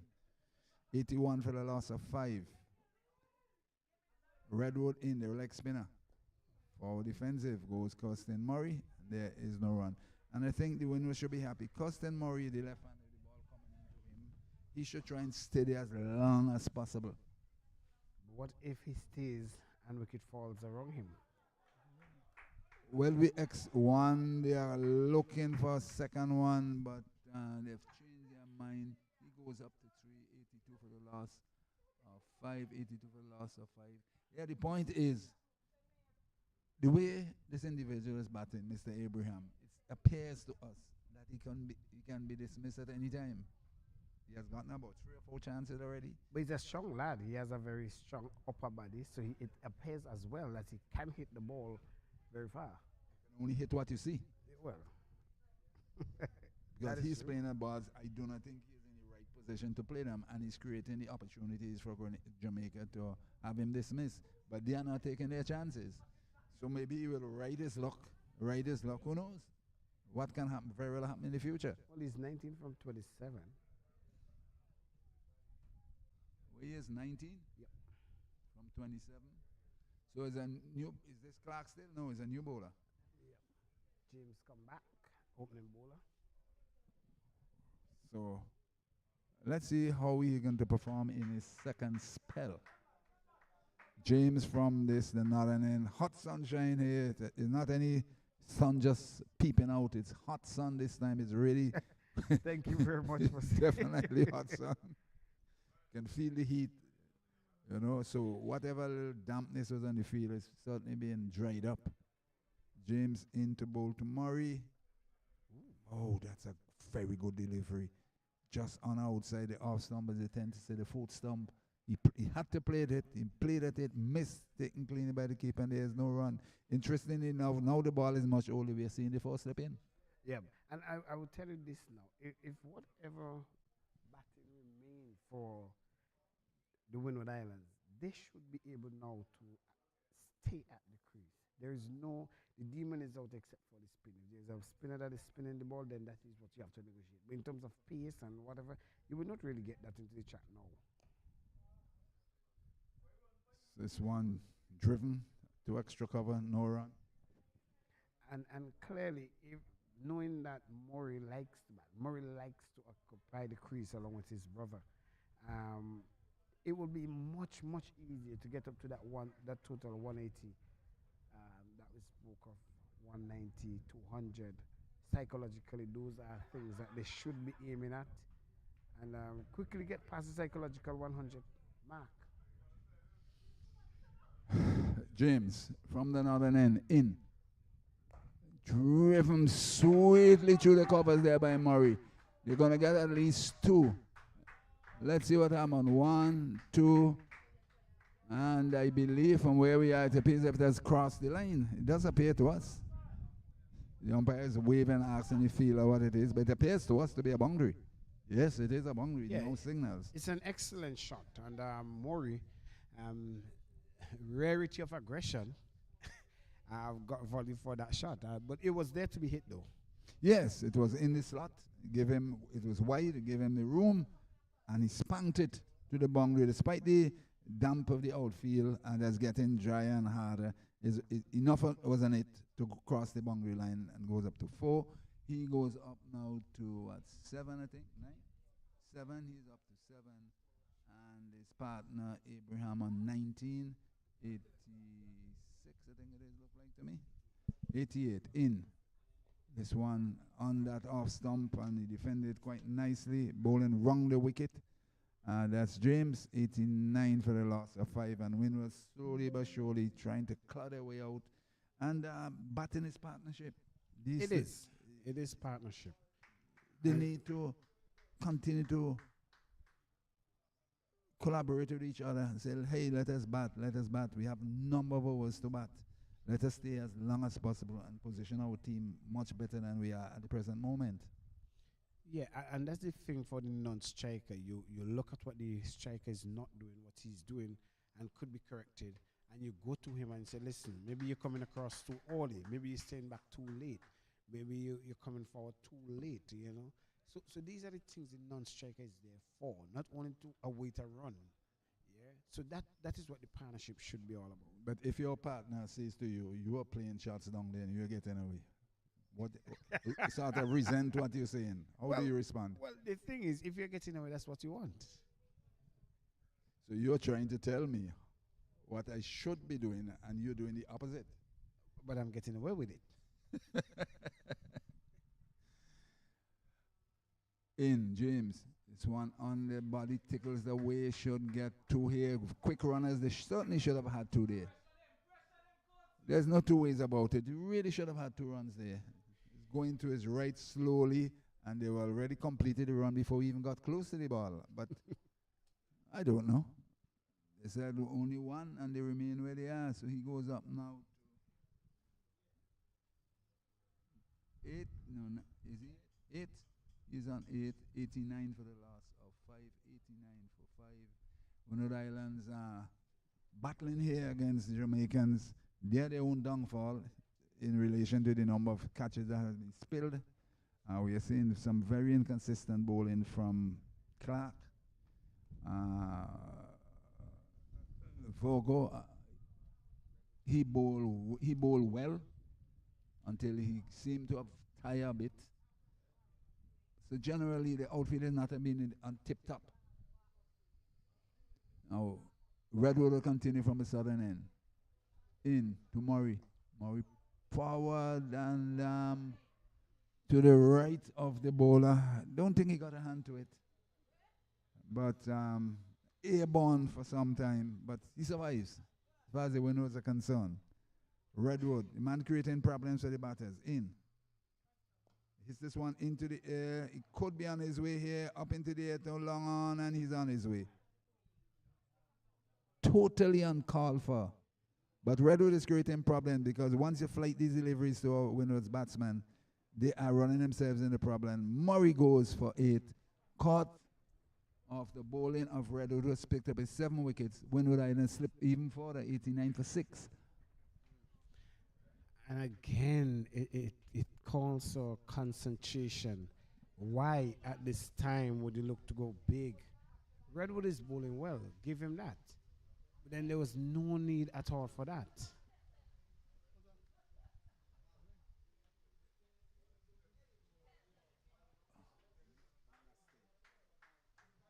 I just don't understand what is happening here. Suddenly we are having a drizzle. We are seeing clear blue skies. Could you explain, Cosnet? I'm not working in the Med office, and I will not be able to give you a truthful detail as to what is happening. But this will not be for long.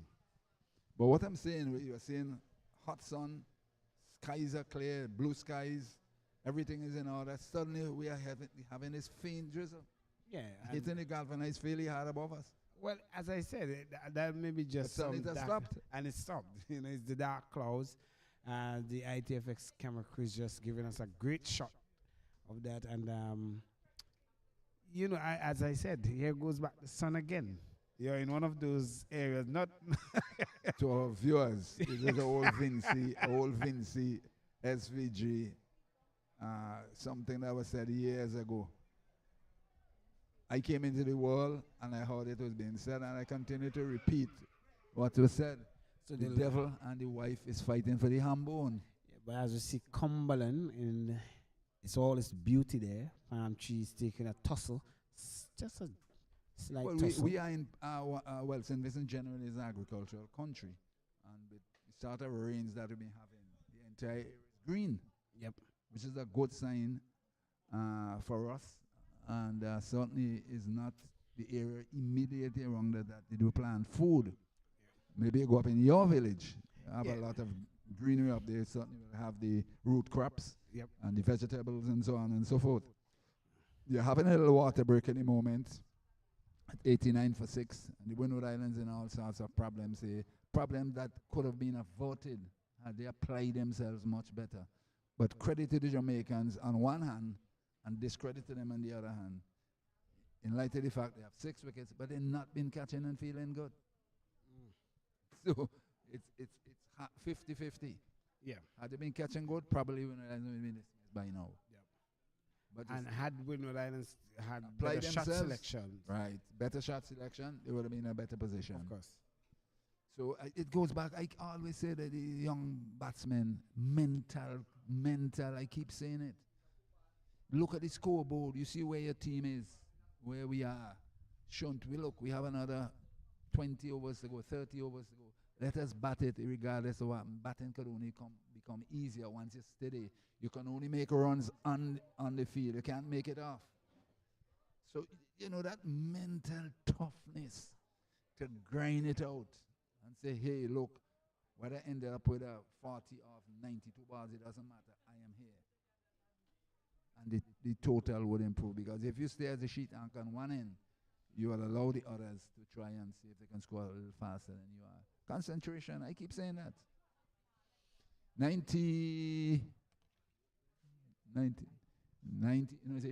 89 for 6. Redwood continue to bowl to the new batsman. Is that Court Murray? Forces it out, and there is no one. It just lost a wicket a while ago. Kirsten Murray went for 8. Replacing by So a Murray replaced a Murray. Court replacing Kirsten. Redwood in. Forward defensive. And he seemed to have pulled him out of the crease because he was overbalanced. Yeah.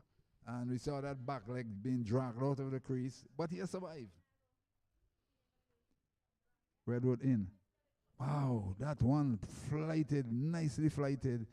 And give Murray the benefit of the doubt. That's caught. He seemed to have read it and allowed it to go through the wicketkeeper Williams. And there's no run, 89 for 6.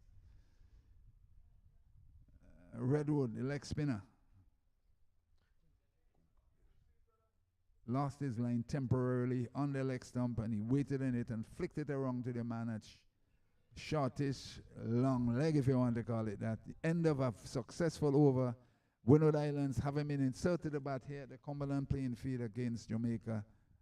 89 for 6, and in some degree of problems. Oh, plenty problem, not a degree. We need some rear guard action here from the Windward Islands. Abraham is still there. There is hope that some of these balls could be muscled over the rope. We have not seen a 6 for over 50 deliveries, you could see. What we need, man, let the Windward should force the Jamaicans to work for their wicket. Well, the bygone is the bygone. That is water under the bridge. You cannot go back into bat. So now we need some sort of action. Late as it may be, Yep. we need action. Here it is. Because at the end of the day, you need some a total that must be defended. But there's a good old saying, runs in the board is runs in the board. I agree. We agree with that. I agree with that. But you should try and make life that harder for the opposition Yes. by putting up some thought of a total that they will have to think about.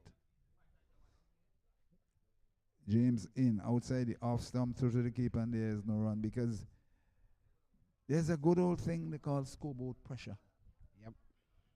Once the total is beyond the par, Uh-huh. it put a lot of pressure on you who are trying to get those runs. Yep. Once you are below the par, it puts a different type of pressure on you.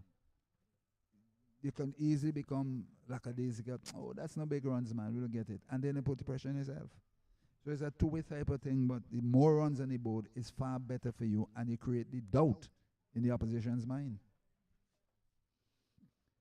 James, from there, northern end in. Just driven through the covers. They're going to get one. They should get two comfortable runs there. Again, just a single. Easily two. This is not two-day cricket. This is 50-over cricket. Both batsmen had reached their creases before the fielder got the ball close to him. Why aren't they running? I believe it's a level of fitness. It has to be. But fitness plays a big part in this whole thing. 90 for 6 with Abraham going up now to 20. James the bowl to Kurt Murray from the northern end. Driving loosely outside the off stump and taken by the keeper, and there's no run. Slip backward point, cover, extra cover, mid off, mid on, deep mid, square leg. Yeah, I think with that shot, Court was nowhere close to getting that ball connected. His foot movement was stable, and he just swung his bat at it in hope, more so, of connecting.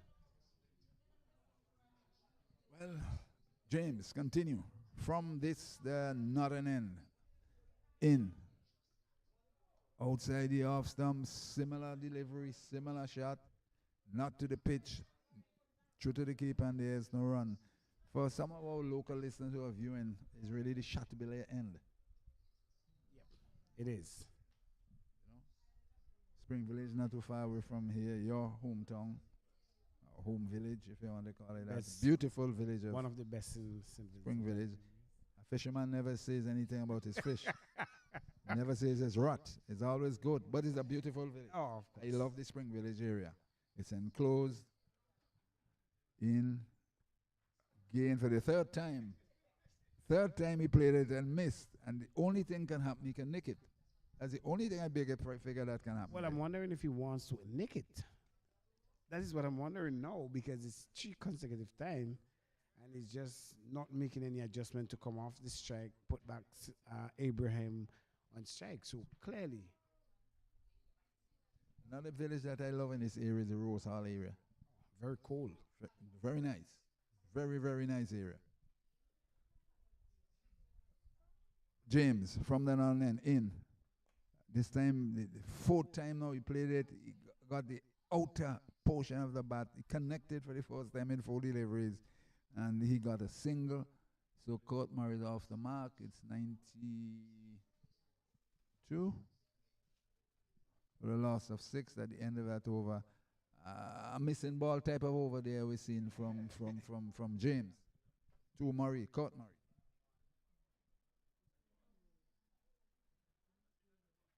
This is 91 for 6. You made mention of a low-scoring game yesterday, and where between Trinidad and the Leewards, and still, even if it was a low-scoring game, the team batting second lost. So I'm not sure if this is a ploy that Windward is going to look at. However, the conditions are different yesterday to today. Redwood continuing from the southern end. Flighted, and he hit that one in the air. He hit it straight to the man in mid-wicket, and he's gone. It's as easy as Sunday morning. Flighted, full toss. He picked out the lone man out in the mid-wicket boundary. He didn't have to move. Straight into his lap. And Kurt Murray goes for 1. And the Windward Islands now 91 for 7. I am not sure. I had to ask on the replay to really see if that was the only man there, and even though I'm looking at it live, I am still perplexed as to why on earth. And it makes me wonder why everything has to be a big hit. What is wrong with just, even though it's a full toss, you do not pack the power. The two Murrays are very slimly built. And to be honest, the Cumberland field is not that small. But the thing about it, Cousin, he doesn't even have a long on. It's a mid on he has, and the only person, as you asked for the replay, he hit it straight to him. He didn't have to move, right down his lap. And he's back in the pavilion, and we're not right and sink further into trouble now. The new man in, Joseph. Jelani Joseph. Wow, wow, wow. Ah, and he's out caught. Is he? He's out, yes. I got it right. Played at that one. It was in no man's land. Nicked it to four slip. And he's on his way. And another attempt at a hat trick. When was the last days? 8 wicket. 91 for the loss of 8. And they're crumbling here at the moment. You got to be really down to the tail. 9-10 Jack. Well. We made mention of how that's a Redwood fourth wicket. Spin will be very crucial in this innings. And I am sure that the Windward Islands will be disappointed so far with their performance. The lone rider so far, still Abraham, who has gotten all the chances, is there on 20. Now he has to do some batting. Now it brings Courtney Franklin, the man that is from the lone Vincentian on this team, this Windward Island team, which is comprised of other Caribbean countries in the Windwards, including St. Lucia, Dominica, and St. Vincent and the Grenadines in itself. And he also is from this northern end. So we know that Courtney will not, he normally doesn't stick around. If he gets you 20, it will be 20 from either 8 balls or 9 balls. But at this time, I'm not sure if he will get 20 as much. Good bowling here from the Jamaicans. He is going to face a hat trick. Well, that's for sure. That's for sure. So Redwood ripping through the Windward Islands middle and lower order. He has 4 wickets thus far, and he's creating, as I said, creating real problems, unable to handle him properly. Redwood into Franklin. Franklin forces this one out to long off or mid off, and there is no run. 91 for 8. Well, his mother is here, and you would hear the loud shout. So anytime you hear that loud shout, you know that Franklin is on strike. In. Back he goes, and it's seeing the outside portion of the bat out to backward point, and there is no run. The Jamaicans, despite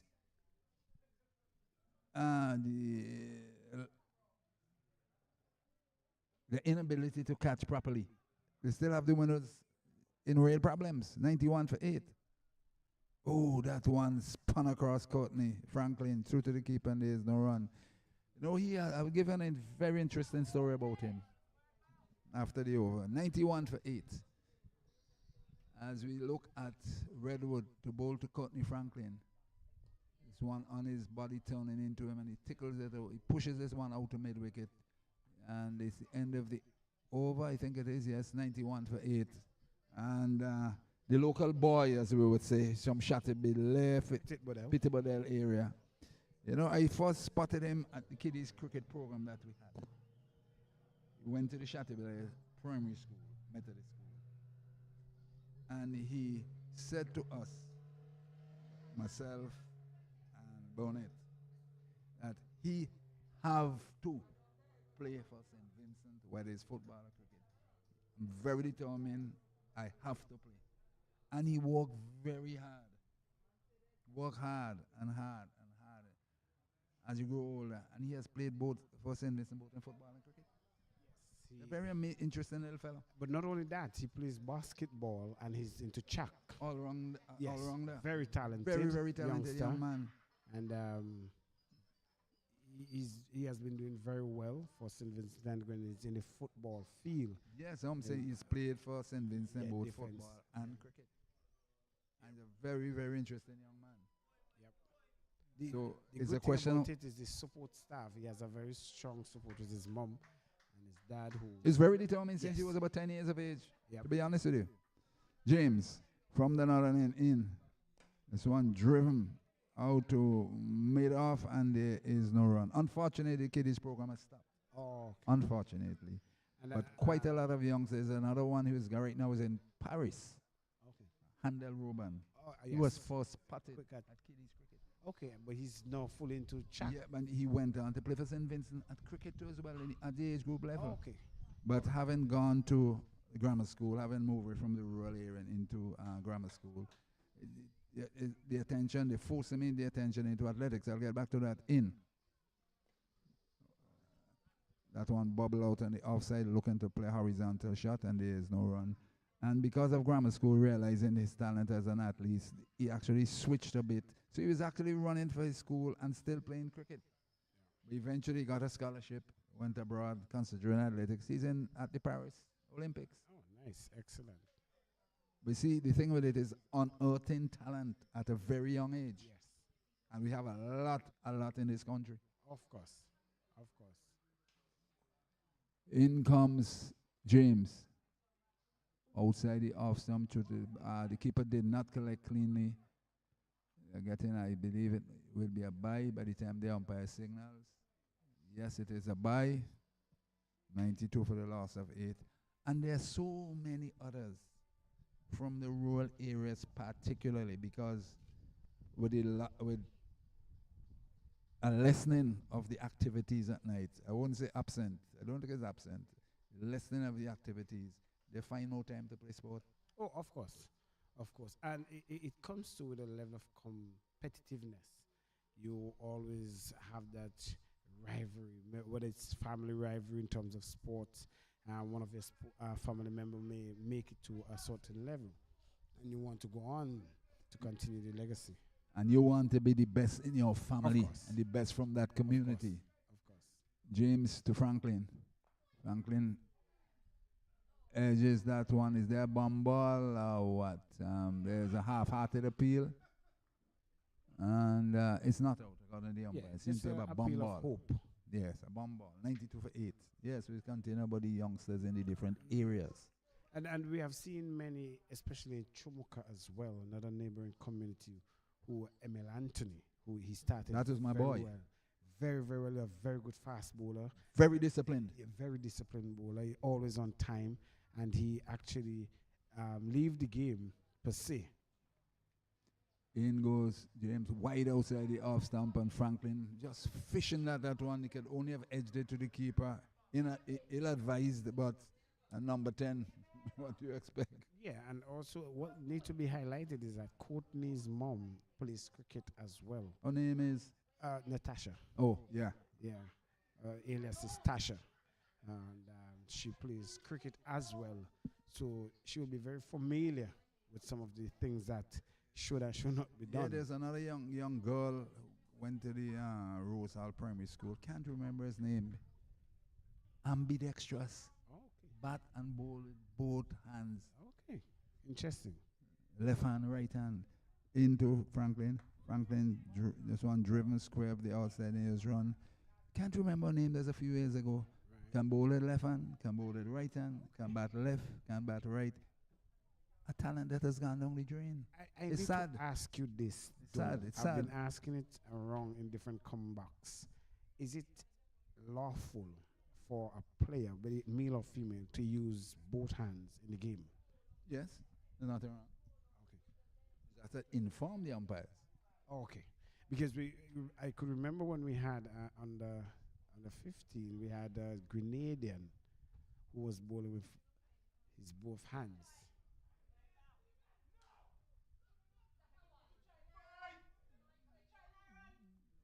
That delivery, Franklin pushed it out between the cover point and the backward point.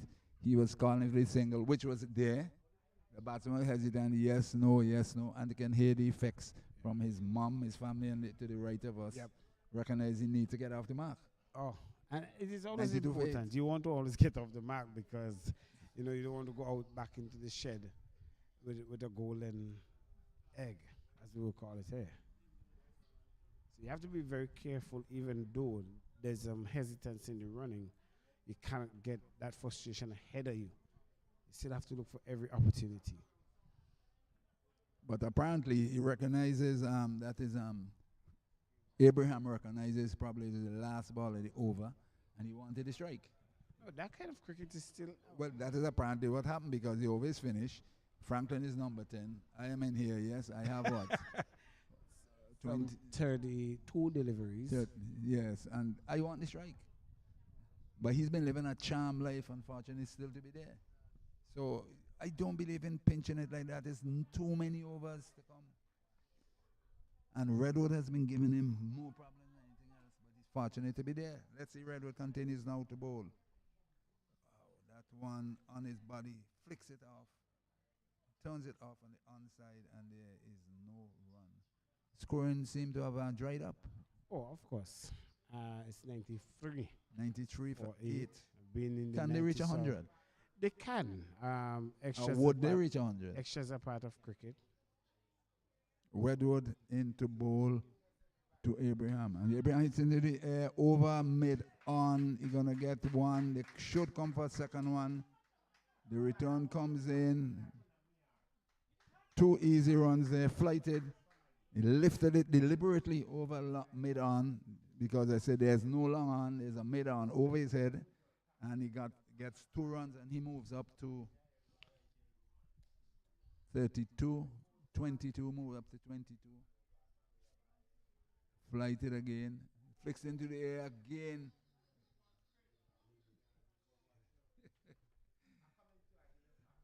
looking to flick on the onside, hit the leading edge, and drop it in in no 3. man's land. And 3 feelers are within the 30 yard circle. Really a charm life. Redwood in. Back he goes and flicks this one out on the onside, and the man that shot is square. He's come around to a shot is square. Stops and there's no run. I think he's looking for a single to farm the ball in. Yeah, and it appears he's shielding Franklin.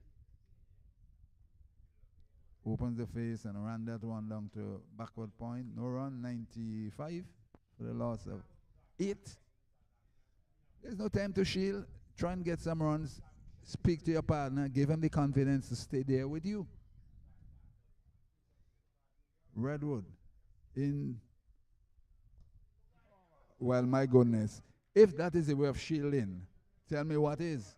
Straight to the man at extra cover and he's out. It's 42 now. It's 5th wicket for Redwood. 95 for the loss of 8. And finally, his lockers ran out. Yeah. 95 for 9 now. And the Windward certainly will be dismissed long before lunch. And we will certainly see Jamaica batting before lunch here. 95 for 9. Windwards in all sorts of contortion. Yeah, but that was a no shot. He just went to the pitch of the ball and pushed it to the fielder there at short cover. And he respected the one. And if he's out, because he just pushed it there and he stood up and looked at the field. And he's walking off very casually back to the pavilion. But he's out. 95 for 9. Well, tough times there for Abraham, even though he. So Aaron Joseph is going to the crease now. He's fast bowler. So Aaron Joseph joins Courtney Franklin. It now makes your question of 100 questionable. Well, we'll see how it goes. Jamaica right on top in this game. There's no ifs and no buts about it. And it's a question of can they make whatever is set for them to secure the victory. Yeah, but you're just over 25 overs, just into the 29. This will be the 29th over. Clearly, there has to be something wrong with the occupying of the crease. But it's not a question to do with the pitch. There's nothing wrong with the pitch except when the ball was failing you. We were seeing some inconsistent bongs. And but that went away. And it's come easy. It is very easy with now. Cumberland. Unlike any other track as well. The early morning moisture would always give you the batsman some. Yes, it's okay to lose a wicket in the power play, 1 or 2, but not understand that there is need. There's always need to occupy that. Clark comes back to Franklin. Clark comes back to Franklin, short of a length on his body. He's off the mark finally. And he pulls it down to deep mid wicket. He gets a single, 96 for 9. 96 for 9. As the number 11 batsman, Aaron Joseph, another left-hander, so we'll be having 2 left-handers. And incidentally, Redwood has taken 5 wickets. Yeah, no, 4. So 4 so far. 4? Yeah. That was 5. Yeah, 4. 4 for 18. 18. But he's really been creating real problems. Ball And him. he's bowled him. It's all over. All over. Shockingly all over. With Joseph having a agricultural swipe at that one. Missed. And Clark was right on the stump. And the end result is that he's been bowling. The Windward has been dismissed for 96. Questionable with the 100. I was asking the question. Can they or would they reach 100? Well, they fell short by 4 runs. They're all out for 96. Wow. 96 all out. And What they kind of cannot shot was that? Yeah, well, number 11, typical number 11, have a swing. A swing and he miss, and that's it. Swing and a miss. So the Windward Islands having been inserted to bat here by Jamaica, failed to apply themselves properly and have been dismissed for 96. So we'll have a pause here. We'll get the whole scorecard, etc. And we'll take a pause here until the start of the Jamaican innings, because they are definitely going to bat before lunch. Because remember the 15-minute delay this morning, lunch will be taken 15 minutes later. So for the time being, we'll sign off until we're ready with the Jamaican innings.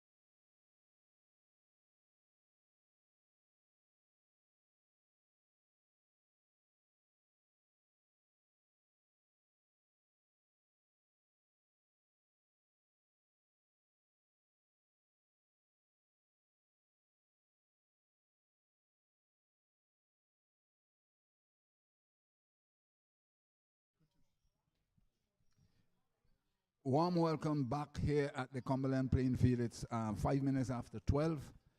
We have just been informed by the match referee that the game will play right through to the end because lunch is not available because of the early dismissal of the Windward team. Lunch is not here, so they're going to play right through until the 97 is reached or the 10 wickets is had.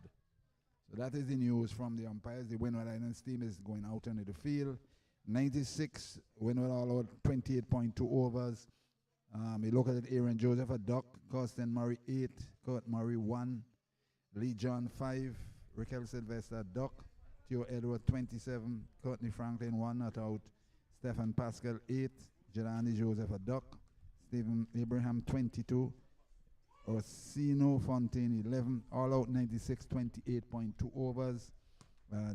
The top scorer, Edwards, got 27 and Abraham 22. And bowling for Jamaicans, James 8 overs, no maidens, 2 for 24. Virgo 6 overs, 1 maidens, 1 for 21. Clark 6.2 overs, no maidens, 2 for 32. And the wrecker of the Windward Islands batting, Redwood 8 overs, 2 maidens, 18 runs, 5 wickets. That's the picture, that's the scene here at Annisville, at Cumberland. Brilliant sunshine here, but it appears to me and to others here that this game would finish much, much earlier than allowed to according to the rules. Give you enough time to go back up and rest yourself and enjoy what's left for the day. Well, the thing with it is not a matter of resting, a matter of what has happened. We have to see it as we see it. 96. Are they going to put up a fight now to see if they can dismiss Jamaica inside the 96? We are not too sure. Well, the thing here will be all the wicket. All the wicket, all the inroads. We've seen where opportunities have been dropped and missed during the Jamaican fielding innings. So clearly, the Windward Islands now have to come out and make an approach that will give them all opportunity and take them at whatever cost there is. Well, we'll see what the approach will be like, what the Jamaicans' approach will be like. Trying to get 97. Windward's number is 10. So Adrian Ware, the batsman on strike. Adrian Ware will be facing Costin Murray. Left arm from the northern end. In. Outside the off stump. Keeping a trifle low. One bounce before it got to the keeper. Jamaica, no run for no wicket, trying to get 97 to win. One thing I quickly observe is that I believe this young man run-up is too long. Okay. If you look at it, he seems to be struggling midway through the run-up. Oh, well. Pay close attention to what I said. Look at the run-up, it's very long.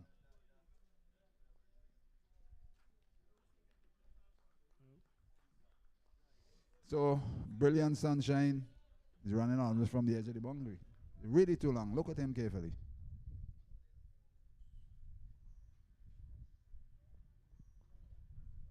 This one outside the leg stump and tickled away.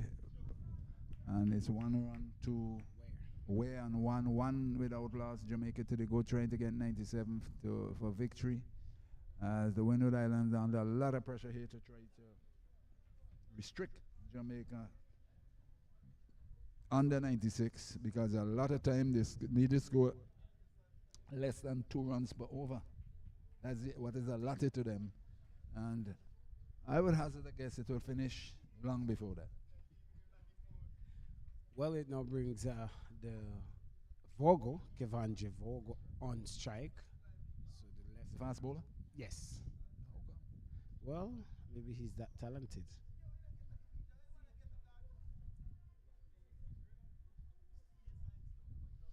They're moving around the field, a right hand, left hand combination, and there's 2 slips. Third man, cover point, cover, mid off, mid on, deep square leg, and shortest long leg. In, outside the off stump and driven to the right of the man at mid off, and he gets a single. So both batsmen off the mark.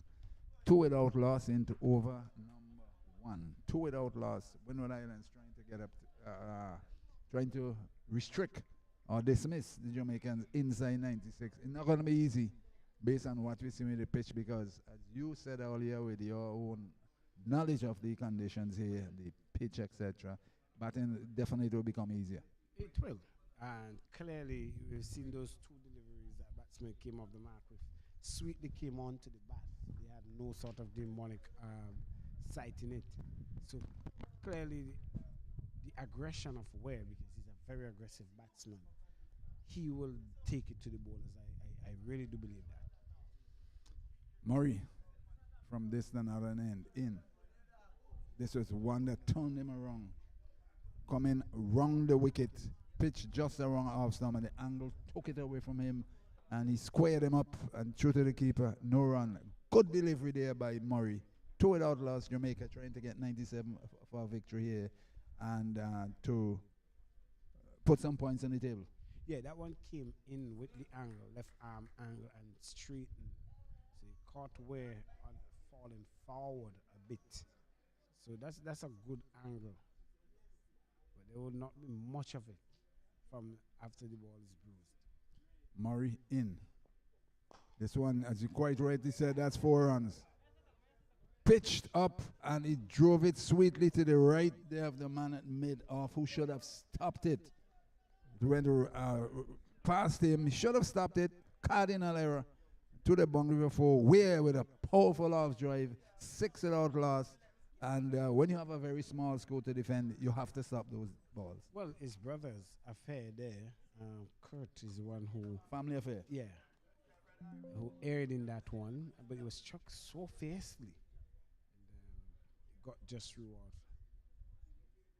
Murray, that's Costin. In. This one again, driven on the onside, and he got an accommodative bounce. I was able to stop it awkwardly, but it stopped it and only got a single. It's 7 without loss at the end of over number 1, but certainly we're seeing the aggression there from Ware, and he's a big man, and Court Murray should have stopped that. That was driven to him. Basic. Comprehensive. And interestingly, there is a Kurt, there is a Kirsten, and there is a Courtney, all spelling with the K-I-R-T. Interesting observation. The opening bowler from the southern end, there would be. Have to wait. Jelani. Well, yeah, he batted number 11, so he should be a fast bowler. He has number 11 on his back as well. 7 without loss, and the big man Ware he is going to face Joseph from the southern end, and still bewildered by that little bit of a drizzle that came a bit earlier. Where did it come from? Passing clouds. Passing clouds. Just damped it there. Joseph in, wide outside the off stump, and he got away with that one there, taken cleanly by wicketkeeper, and there is no run. 7 without loss. Jamaica need now 89, 90 from 49 overs. I want to get into your experience and knowledge. I've seen this in the 2-day format where they open the attack. The Windward Island open the attack with 2 left arm pace. Courtney Franklin is picked as a right arm fast bowler. In one of the 2-day game, Courtney Franklin never bowled because of this operation of the 2 left arm. What do you think is the ploy here that they're trying to get out of this by using 2 left arms? Without being too critical of management, they're the ones who made the decision. They ought to know what they're doing. Because the ideal thing, once you have 2 left arm like that, the ideal thing generally is to have a right-hander which is available and the left-hander. Any bowled. And he spun that one down to the ground for another boundary. Pitched up in his half and he banged it. Didn't stroke it, he banged it to the boundary straight for 4. He's up to 10, it's 11 without loss, but certainly that was a powerful shot. Everyone was to move from that one. Even the umpire had to scatter out of the way before. Yes, but going back to your question, once there are 3 seamers, you have 2 left-handed, 2 lefties, and a right-handed. One would tend to generally have right and left to start but with. I've never understand it. I've never understand. Don't try to understand it. That's management's decision. In, and he bangs it again. But right to the fielder there, and this Ware seemed to want to finish it fairly quickly. Oh, Is of that one course. struck powerfully again? Yeah, he's just that type of player. He's aggressive, whether it's a high total or a low total. He's generally aggressive, whether it's 2 day or 1 day. He plays that ball and plays it very hard. So if you're in the zone for catching, you have to be good. In. Wide outside the off stump, as signaled by the umpire. So 12 now without loss. Jamaica trying to get 97 to secure victory. So basically, it's one of management. I personally, this is a personal decision. I would not allow the two seamers to bowl like that left hand. A right-hander who is available and the left-hander. And depending on how things going, we can then easily make a... In come Joseph in. And again, he threw the kitchen sink at that one and is ended up down at third man. But certainly, when you're going hard. Yes. And he went hard at it, as we've seen him thus far, over the head of the slip fieldsman down to third man. He goes up now to 10, 13 without loss. And also, to add to that, despite the fact that the right-hand fast bowler didn't bowl, he introduced spin straight after. So clearly, not only management, but the awareness of the captain, Pascal, to see the players and why you pick certain players. Clearly, he's picked as a fast bowler, but he have never touched the ball in that game. Joseph in, outside the leg stump, another wide. Just speaking about the two left-handers. And another total run to the total. Is that 15 now without loss? 15 without loss. You see, there's something they call cricket politics. You may not understand it. You have not been around these guys. Cricket politics. I'll leave it there. You think for yourself. Okay. As Joseph from the southern end in, again driven out to mid on, and there is no run. It's 15 without loss. And good point to raise. Two left-handers, same thing going in. Should have had a right-hander to allow them to think with a different line, different length, and so on and so forth. But And it's a left and right combination for batting. exactly what I'm saying. But as I said, cricket politics, guys. You don't understand. Maybe I'll say to you, away from the mic, away from this technology, and tell you why. You got to understand what's happening with cricket in the Windward Islands. I was part of it, and I knew exactly what was happening. Because I remember I'll give you one example. We were playing in Barbados, Shell Shield. And one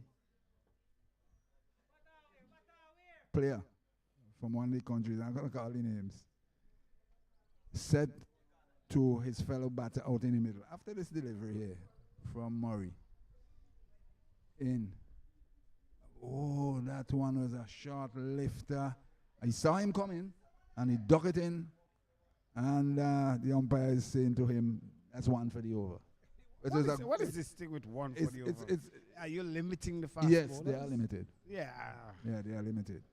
But fast bowling was a thing of what really built cricket, built West Indies. Not West Indies. The thing about it is that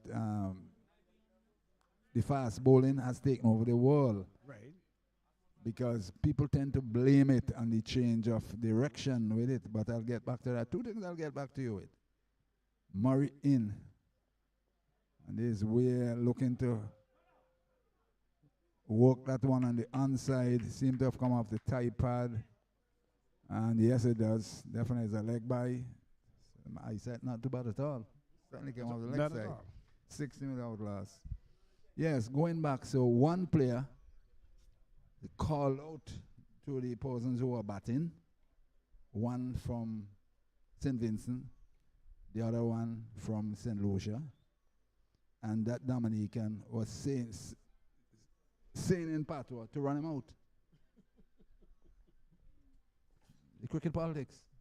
Okay. I tell you, you think it's easy? Murray in. Lifting outside the off stump, through to the keeper, no run, 16 without loss.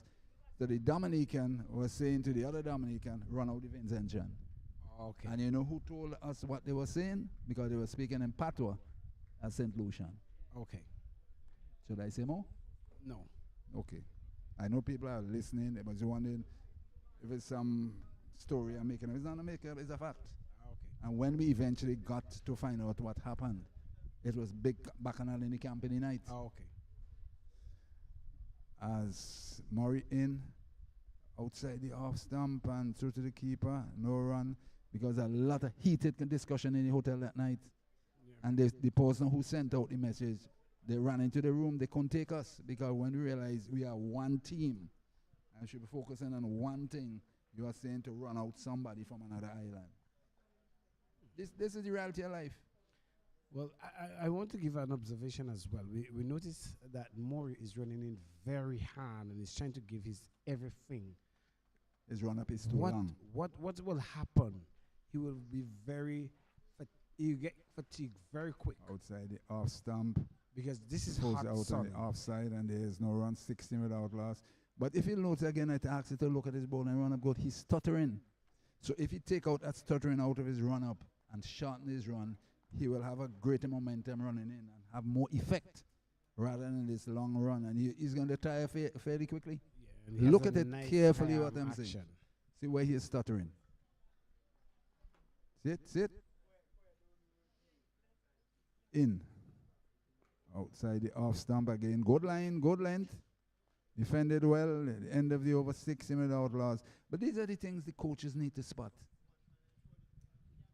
Because if you look at a boomerang, he runs from here to there by tremendous pace because of coaches working on him and recognizing he doesn't need to go back to Chateaubriand to run up.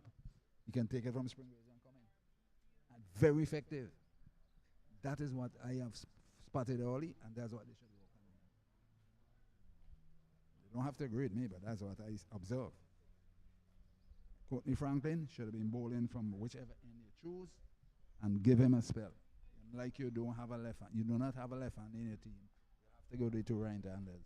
But if you have a right hand and two lefties, a right hand and a left hander should really be opening the ball game. Now, Joseph in.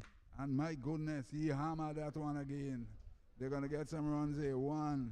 They're going for a second one. Would it reach the boundary? It does. Short of a length, and he stayed there and whacked it between mid-wicket and mid-on to the fence for 4. And this seemed to me, first time I'm saying, a no-nonsense batsman. Yeah, and as I mentioned, that's the nature of work. I'm not sure these. I will use the description of stocky players tend to always be aggressive. I wonder why. I've never seen a batsman of such size play ones and twos and look for runs.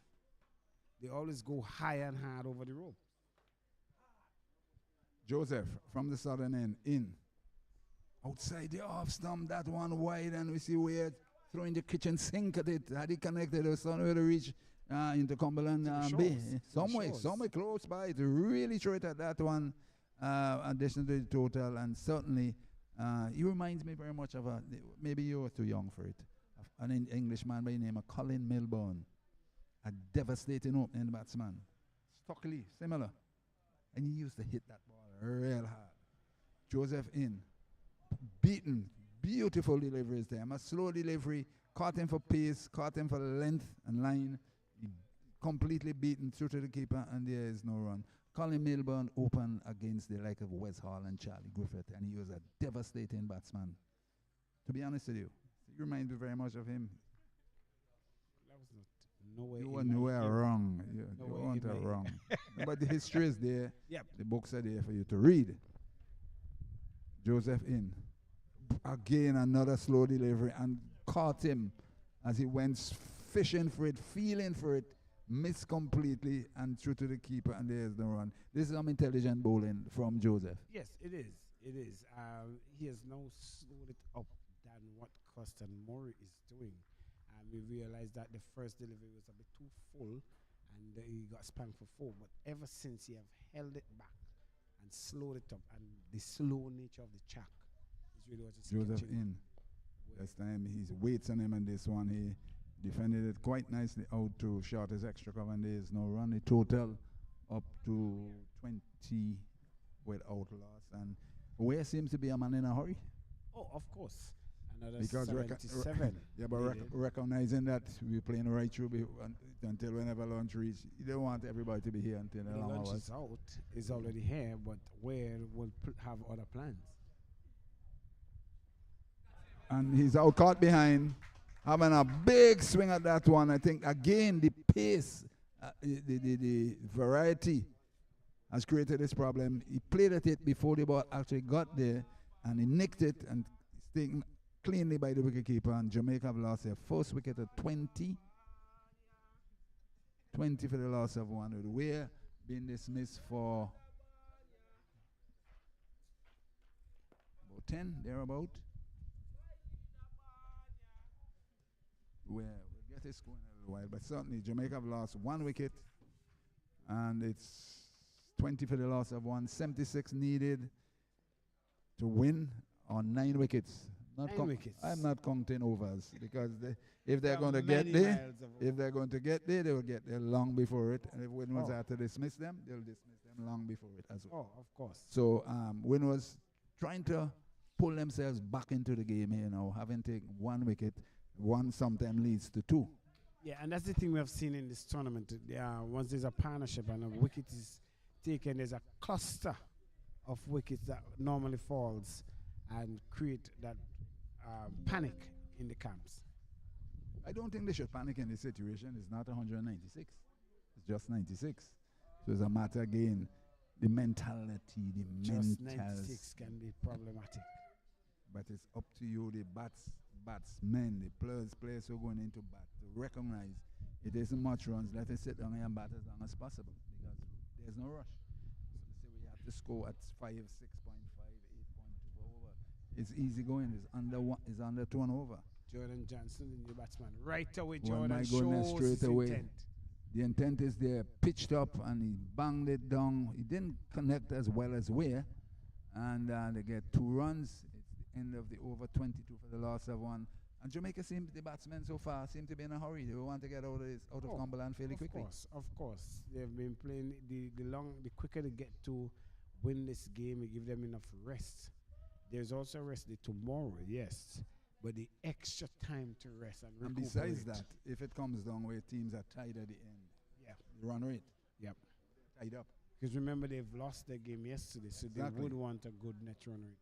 So if there's a tie-up because of the weather that is hampering the tournament, rain and washout, especially once you're playing up at Park Hill, you're having serious problems up there. It's not to say the ground isn't nice, but one rains fall, you have problems there. I'm not too sure what the drainage situation like here. Yeah, this more have some of the beach sand, so it absorbs it quickly. Oh. So the it's not quite sand based, but there's a layer of sand. A layer of beach sand, so it absorbs it. Absorb the water. Yeah. Okay, right. Well, you're better off here then. Oh, of course. And Alice is fully sand based. Oh, okay. Sign is not that bad either.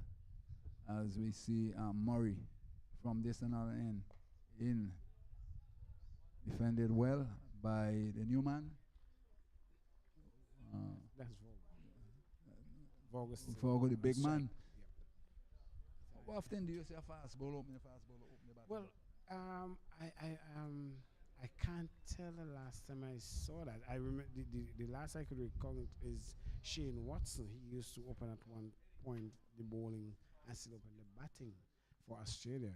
So in our local cricket here, I would not see much of it at all.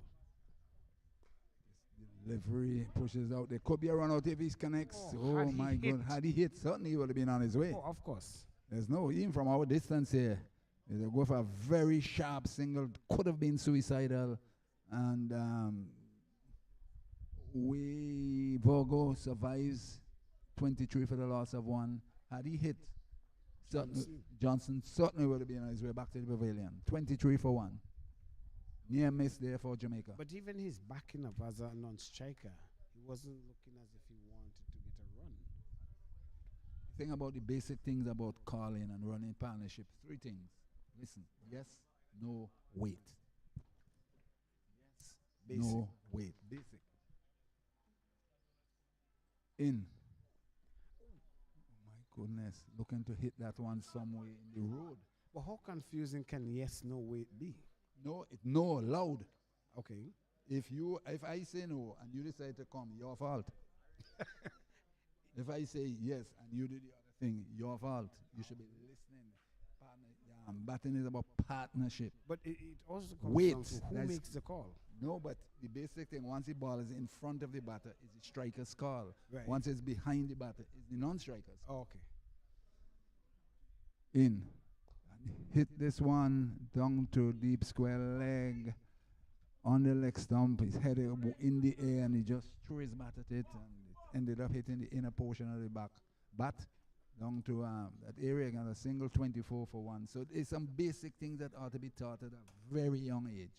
Yes, no, wait, and to be said loudly. So that there's this collaboration, partnership. That's what batting is all about. I know it's not a mountainous total. Murray in. Outside the off stump, he fans at that one outside the off stump. Throw to the keeper, and there is no run.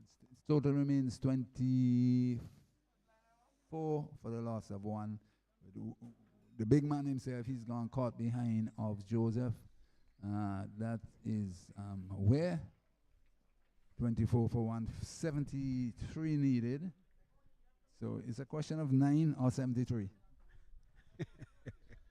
There's no other way to look at it. You put me on the spot there. In.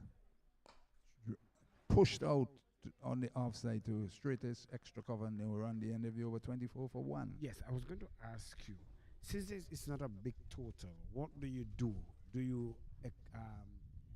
introduce new bowlers to see what opportunity you could get?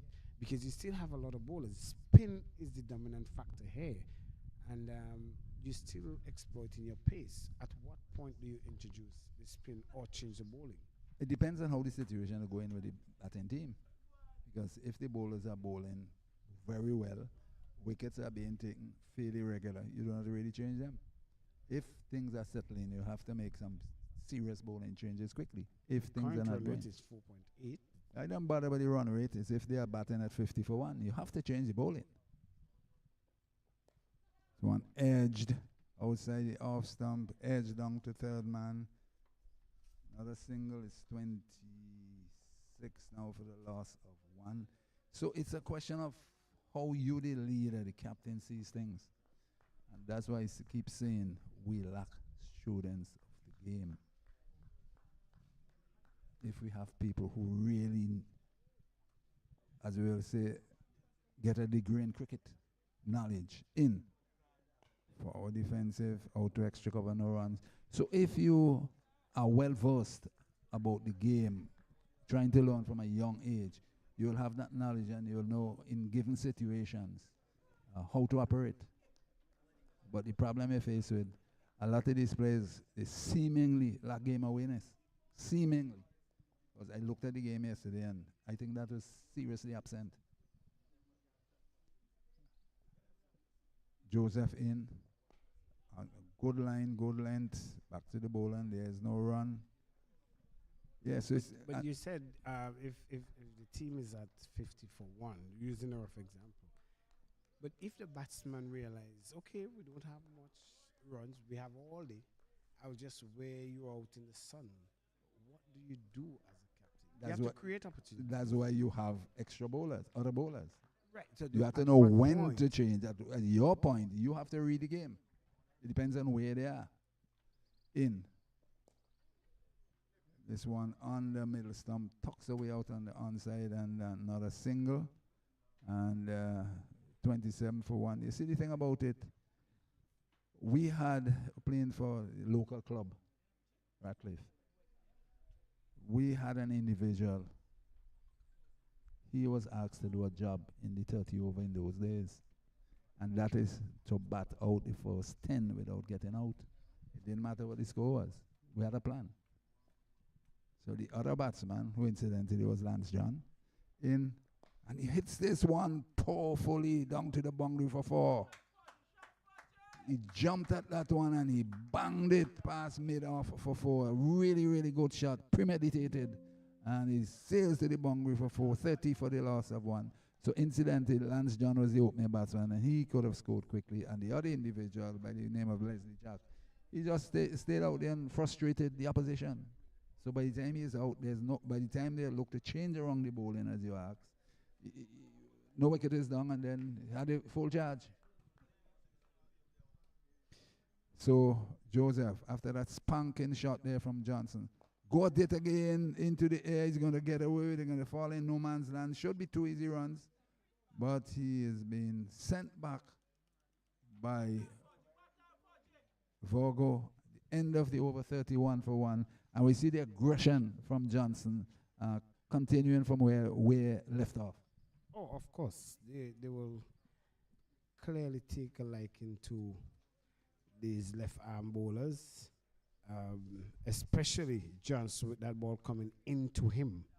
And he's constantly going over cover, over mid-off area. And he's not mincing it. So we see another over to be delivered from this end here. Have you been paying attention to his length of his run? Oh, of course. You. Of course. Am I right in my assessment? I agree. Look at the start. He's stuttering. Murray, look at him carefully. Stuttering for about a third of the way. Not stretching those legs. Bank over your head, 4 more runs. Short of a length, and Johnson showing his intent to finish this game. All he has banged it over wide long on for another boundary, and certainly he is in a hurry. Clearly, that's his intention. I want to go home. It's hot sun. I want to get out of this game, and the lunch is waiting. So let me go and enjoy it quickly. Maybe to have a sea bath this afternoon. Oh, of course. But they don't have to go anywhere because no, not far. Not far, just around the perimeter fence, and you can have your own sea bath right here. Murray into Johnson. In. Johnson scores this one away through the covers. They're going to get some more runs. 1. They're coming back for 2nd. 2 more runs to Johnson, and certainly his intentions are clear. I am going to take this attack to the Windward Islands bowlers. And the total race is up now to, there's a 10th block in there, scoreboard, I can't really see. 36 for the loss of 1. 37, the amount of 60 more runs to get. I think it will finish before 1:30. Once Johnson stays there. Sheer aggression you're getting here. And these guys really Murray showing true dominance. Into Johnson. Johnson looking to go again, looking to me, that shot was one of disdain and contempt. It was a good delivery, and he needed to just stay there and allow it to come and defend it properly. But he threw his bat at it, hit the portion of bat, the bottom portion, and bubbled out onto the offside. But clearly his intention is clear. Intention is clear. Because that front leg already reached towards the leg stump, and he's swerving his body in the direction of the road. So clearly he's going at it. So his brother is way out here right in front of us, a deep, long on, expecting a big one. In. And my goodness, he's bowled him. One that kept down.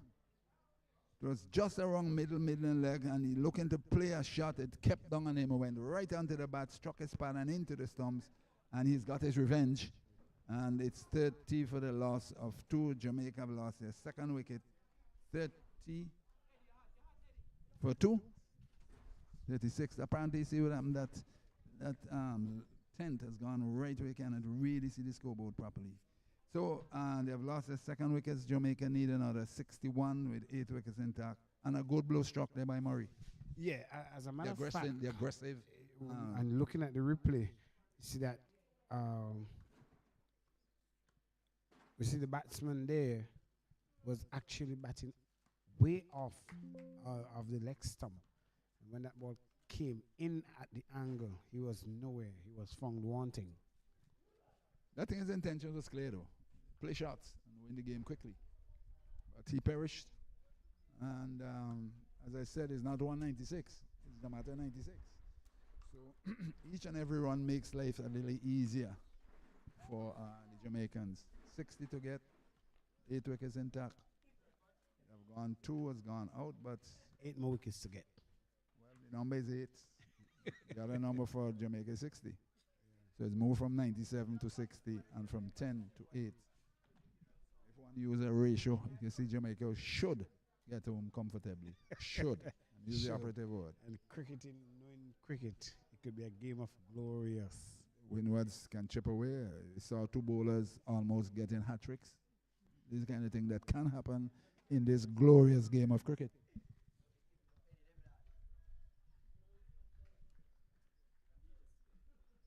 So now it's the new man in, another left-hander. Wedderburn. Wedderburn. He'll be facing up to Murray. In. Let's see his approach. This one. Back of a length. Stay in its crease and force it out to cover. There's no 36 for 2. Jamaica trying to get 97 to win all afternoon if they needed the afternoon. We know it's been dismissed for 96 in 28.2 overs.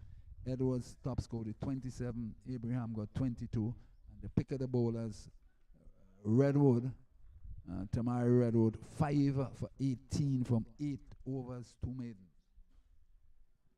Murray in, wide outside the off stump, 2 to the keeper, bounced nicely, accommodatingly to the keeper, and there is no run. The end of the over. So as I said, Redwood took 5 for 18 from 8 overs, 2 maidens. James 2 for 24 from 8, and Clark 2 for 32 from 6.2. Winners all out for 96 and 28.2. And since then, Jamaica have lost Virgo and Johnson in their quest to get 97. They are now 36 for the loss of 2. Now there's going to be a change of bowling, and we'll see. It's going to be Courtney Franklin. He played quite a bit of cricket here, so he should have an idea of what the pitch does. Oh, of course. He's an aggressive bowler. He runs in. He has taken a number of wickets for his college. He's into the A-level college here in St. Vincent and the Grenadines. And he played in that tournament and got a number of wickets. He's one of the most outstanding players in the tournament, though. So Franklin in. This one, a Yorker length delivery. And talking about Yorker, we haven't seen a Yorker. That's the first Yorker I'm seeing for the day. good first up, served by Franklin, and Weir can only defend it. That's Virgo can only defend it, and there is no run. 36 for 2, Jamaica trying to get 97 for victory. As Franklin looking to chip away a wicket or 2 for the Windwards in. This one pitched out outside the off stump, driven out to mid-off, and there is no run.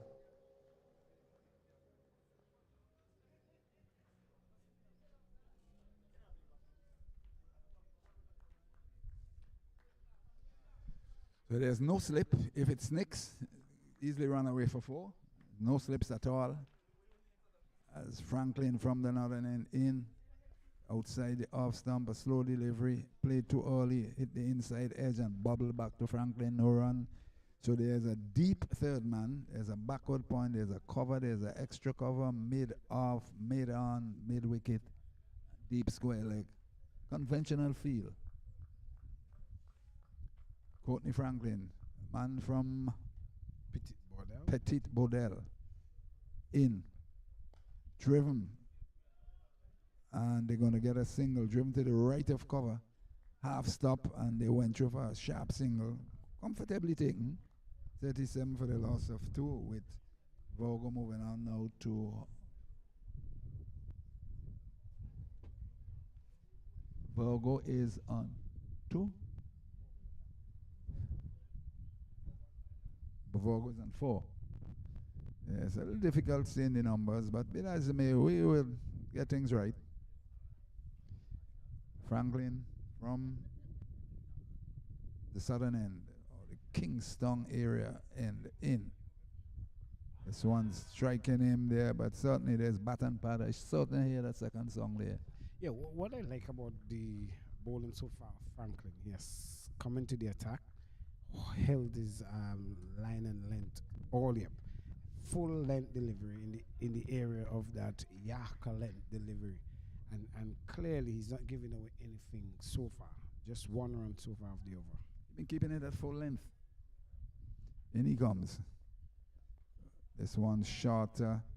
First shot delivery from him, and it ridden nicely by Wedderburn. End of the over. 37 for the loss of 2. A good over there by Franklin. Yes, excellent start.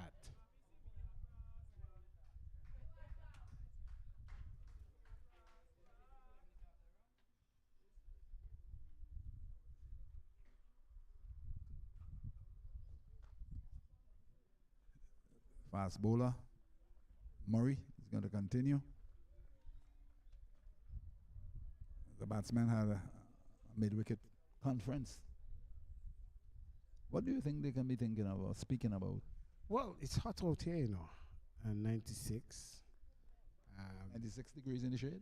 No, in terms of runs. And Murray is just going to bring it back into you. As you see, the maker's mark on that bat. Full face presented. So, what can they be thinking of? Trying to get 97. Sun is hot. There's no getting away from it. It's hot to our viewers.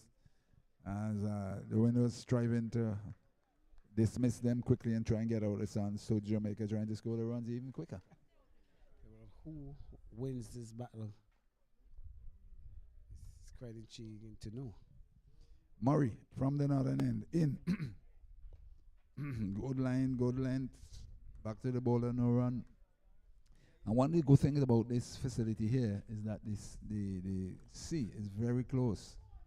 So it have a cooling effect. Yeah, not only that, the breeze trajectory comes coming through the from valley. the valley of Spring, where it's much more not only mountainous but lush green. So it always have that cool breeze that comes down. The very cooling effect here. Despite the sun being hot. Oh, of course. He hits this one, that's 4 runs. Short of a length, he stayed on the back foot and lifted it over the bowler head, straight down the ground. 4 runs there to Vogo to go up to 40. 40 for the loss of 2. But a good deliberate hit by Vogo, straight back down the ground for a boundary. Again, it leads one to wonder. I believe this is, from my personal perspective, that this is over 2 extra for Costan. It's a small total. You have a lot of bowlers. Kurt Murray can do off spin. Bring in Kurt Murray into the attack. There are other bowlers you have. Murray in Costan.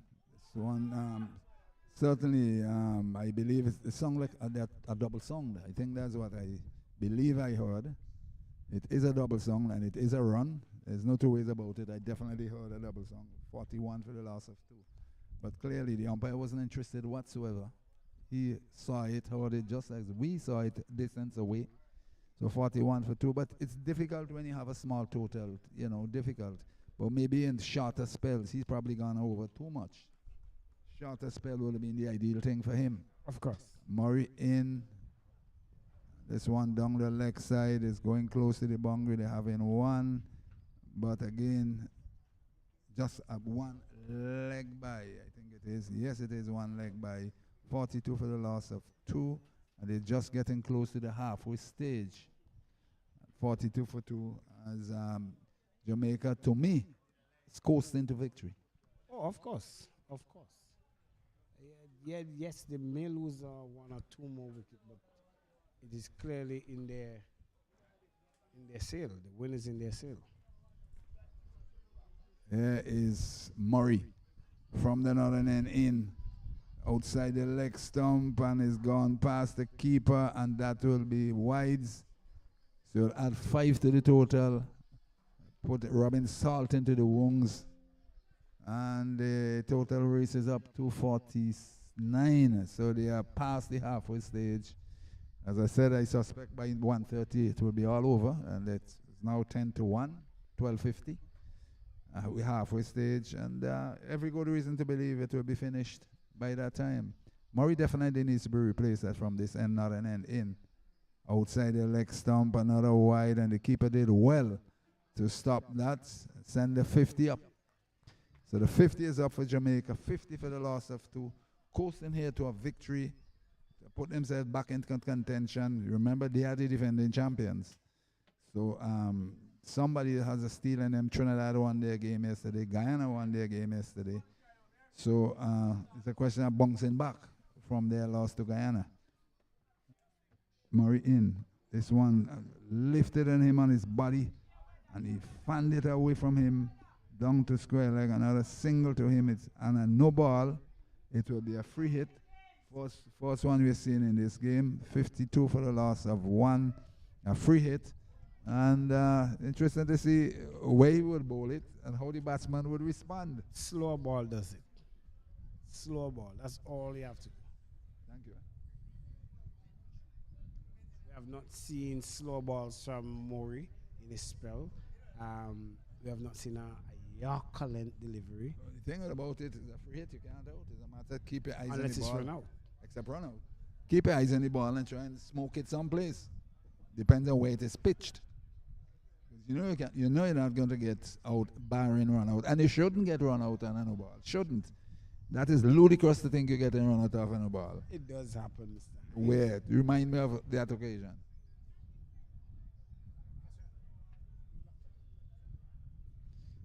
As Murray, Costin Murray in. And he has a wild swing at it. It passes the keeper. It didn't connect.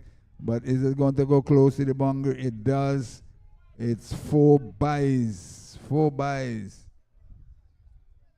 So it's 56 now for the loss of 1 at the end of the over. And that should be the end of Murray's spell. Should be 56-1. But certainly the effect didn't come from the bat. It came from, they got 4 byes. The keeper. The keeper. So it helped. It helped the total and makes the task even easier. Oh, of course. For Jamaica. And I makes your time even cut down less. Precisely. So it's now 56 for the loss of 2. Jamaica trying to get another 41 runs, 41 more to get from, well, forget about the overs. They're going to get there comfortably, except they're dismissed. So the Windward's number is 8. The wobble. In Franklin Bowles. It's one on his leg stump, and he tried to work it on the onside and didn't succeed. And stopped by the keeper. Ball seemed to have touched the bat and some part of his body. 56 for 2, 56 for 2, 41 to get. So there's no slip, backward points, short third man, cover, mid off, Franklin in. Bowl him! Play down the wrong line. Ball went right through the gate and struck his off stump. And Vogo goes. Bowled by Franklin. Jamaica 56 for the loss of 3. Trying to get 97 to win. They need another 41 with 7 wickets intact. And as you quite rightly stated earlier, it's a question of how many wickets they'll get before Jamaica score victory. Yes, and the right hand, left hand combination again, where the right hander angled that ball into the left hander. He was playing for a delivery that was going away. Courtney Franklin at this time getting the ball to angle in, and he was able to get the top of off. Just when your coach will ask you to bowl, top of off. Excellent delivery.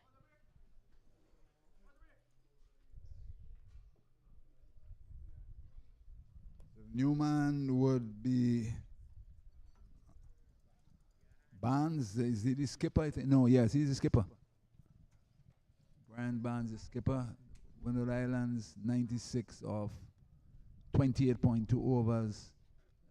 Jamaica, 56 for a loss of 3. 41 needed from 7, with 7 wickets intact. Each and every run will make it a little harder for the Windwards as they get closer and closer and drift closer and closer to the victory. Yeah, what the Windward Island has to take into consideration is that yesterday's game that Jamaica lost, they wanted 29 runs to win, and they lost 4 wickets. And in that, they lost by 13 runs. So they panicked. So they panicked along the way, and the captain was the one who was there steering the innings along the way until he lost his wicket. And clearly, Windward Islands should feel hopeful that they can do this, but Jamaica in themselves must not create that opportunity for the Windward Islands. Let them work for it. The thing about it is that if the Windwards continue to take one, and keep chipping away and they reach about 90 for 7, it could create some panic. If the Windwards can do that, but the longer they take to achieve another wicket, is the easier it becomes mentally for Jamaica and becomes harder for the Windwards. So they have to, if they want to win this, they have to continually be taking wickets at regular intervals and create the panic among the Jamaican batsmen. Of course. So they had a jinx break in that interval, the fall of that wicket. So a hat trick will do for the Windward Islands, maybe, or an attempt to see a hat trick could really put some panic into the camp of the Jamaicans. But they should also feel comfortable that they can have the captain there.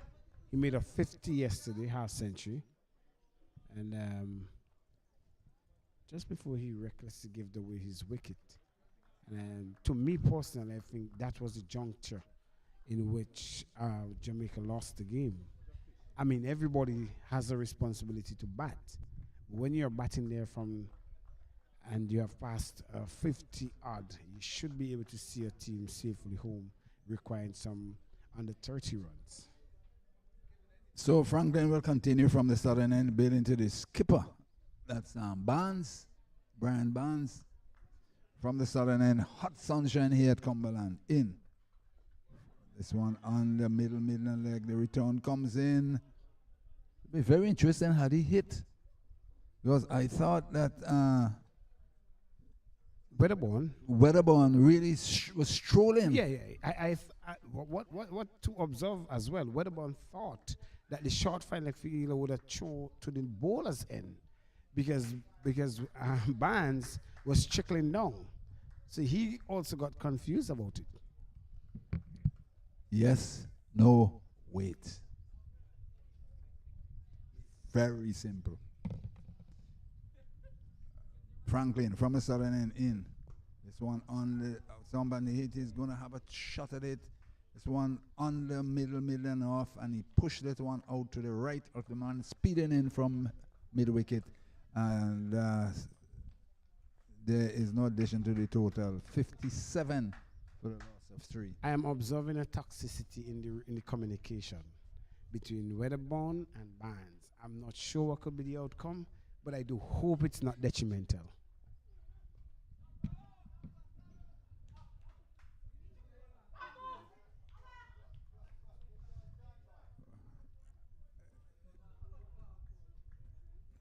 Do you have a crystal ball? I've been watching the game for a long time. But there certainly is a problem out there with the running, because here it is, well, so some hesitancy again. So let's see what happens. Franklin in. This one outside the leg stump, lifting is a good delivery there from Franklin. Right across his body, swiveled, looking to pull it away to fine leg. Missed, but it wasn't too far away from the glove. But he has survived. 57 for 3. 40 needed for Jamaica to score a victory. And we'll see how it goes. And it's the end of the power play. So let's see what's happening. I think Franklin's definitely is having a good spell. And Murray from this end should be replaced, because should be. So let's see what skipper Pascal does.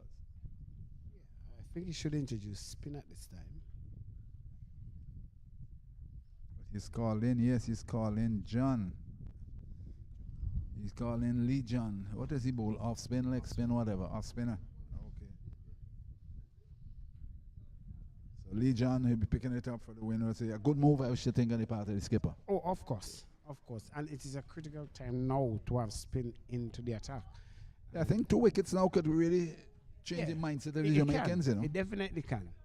And as we will say, we will buy these wickets. Not too expensive. No, not at the expense at all. John, off spinner. Flighty delivery.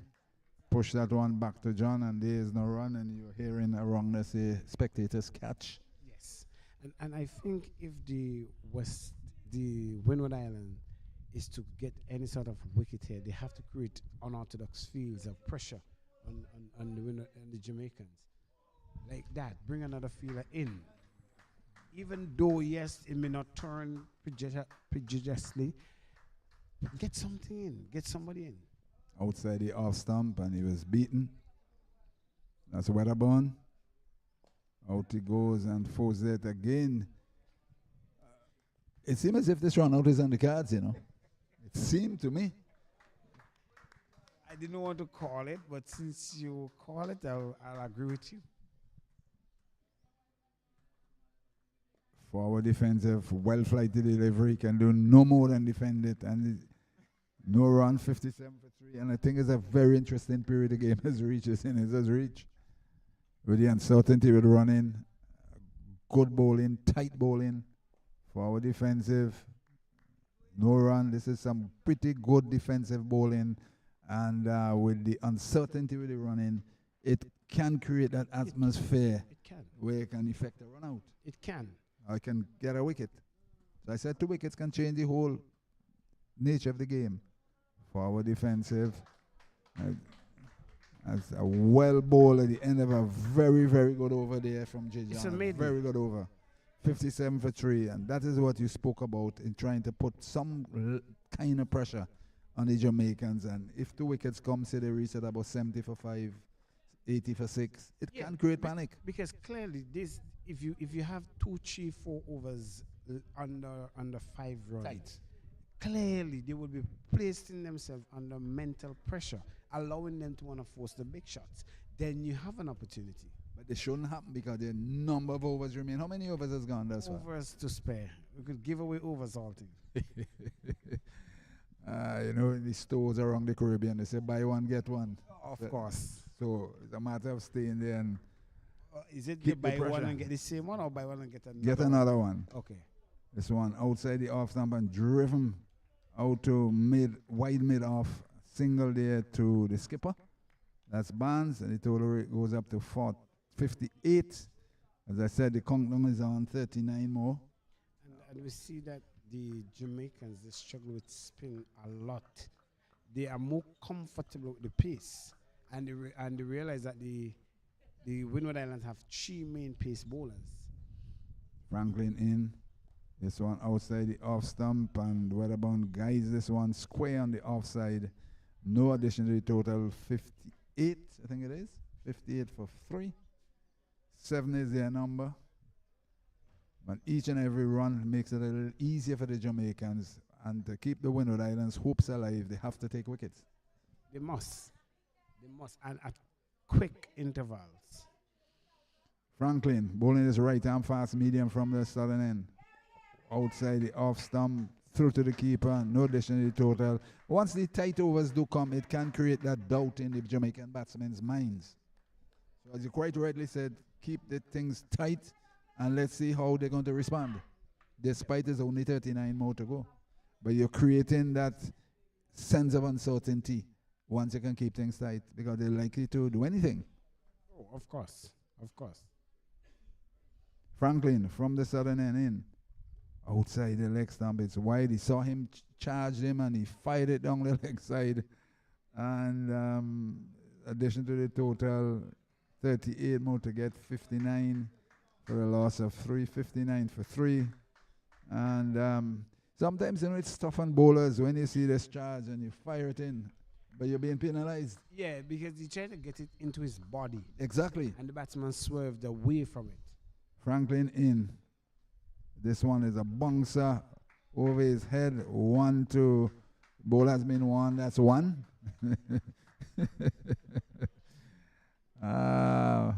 But in days of yore, the cut and the hook used to be the short pitch bowling. But no, people are getting hit. People are ducking out of the way. You're not seeing the real cut and pull. Yeah, I remember. On the hook. I trained myself to hook and pull from a young grapefruit. slow delivery. You can spot it, that variety. Saw him coming again. He bowled it much slower, and he checked his shot looking to play. Any big shots, any thoughts of a big shot, he had to change his mind. And to his credit, he changed his mind and just stabbed it out on the offside. Good thinking, good cricket. Yeah, it's a good competition between bowler and batsman. The bowler is well learned in terms of his trade, what he's playing, and what he wants to execute.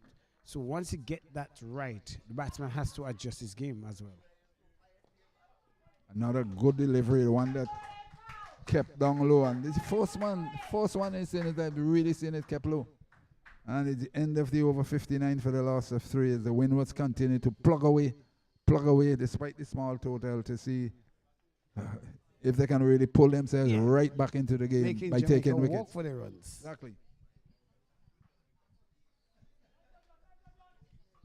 So that's what I made mention that 180 could be proven critical on these chats. Well, it's your area, so to speak, and you, with your knowledge of the way the pitches play here, give a good assessment. 180 is par here, but 96 is well under par, and it's a question of how are they going to claw their way back into this, although because of the small score. The off spinner Lee John from the northern end. Outside the off stump and brilliantly stopped. Outside the off stump shot, that's a loose delivery and he got away with it because he spanked it to the left of the fielder there and he stopped it and keep the pressure on. 59 for 3. Lee John in. Back he goes and out caught. Exactly what we're saying. Back he goes and pushes it with a lot of the right hand straight into the man hands at straightish mid on. Jamaica have lost their 4th wicket. Is this the turning point? Is this the turning point? Because he actually gave his wicket away there. I made mention that the spin is a problem to Jamaica. If you have a quartet of spin operating here, it could prove the game different. Here you are, a relaxed delivery. He punched the previous one straight to cover. Well saved. But this one, airily. That's the skipper. Punched it straight into the man at the straightish. No, that's Weatherburn. Oh, that's Weatherburn. Straight into his lap, and he's gone. And Morgan comes to the crease. Jamaica and all sorts of problems here. Are they going to create a Tantimore-like situation? Well, I cannot deal with another one like yesterday.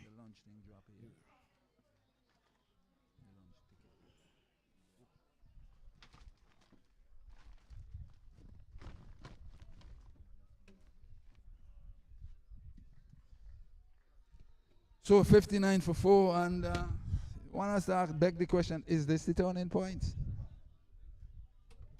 Because the runs have been dried up. They have lost 2 quick wickets, I would say. And the Windwards are cock-a-hoop. Are they allowing the Windwards back into this contest? Want us to beg and ask the question.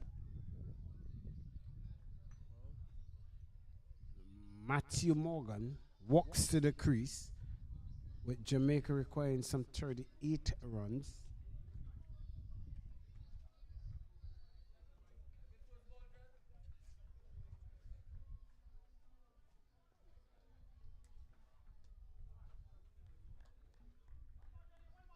Lee John, continuing from this northern end. Flighted, and back he goes and forces it out on the offside, no run, keeping the pressure on. Each run eases the pressure.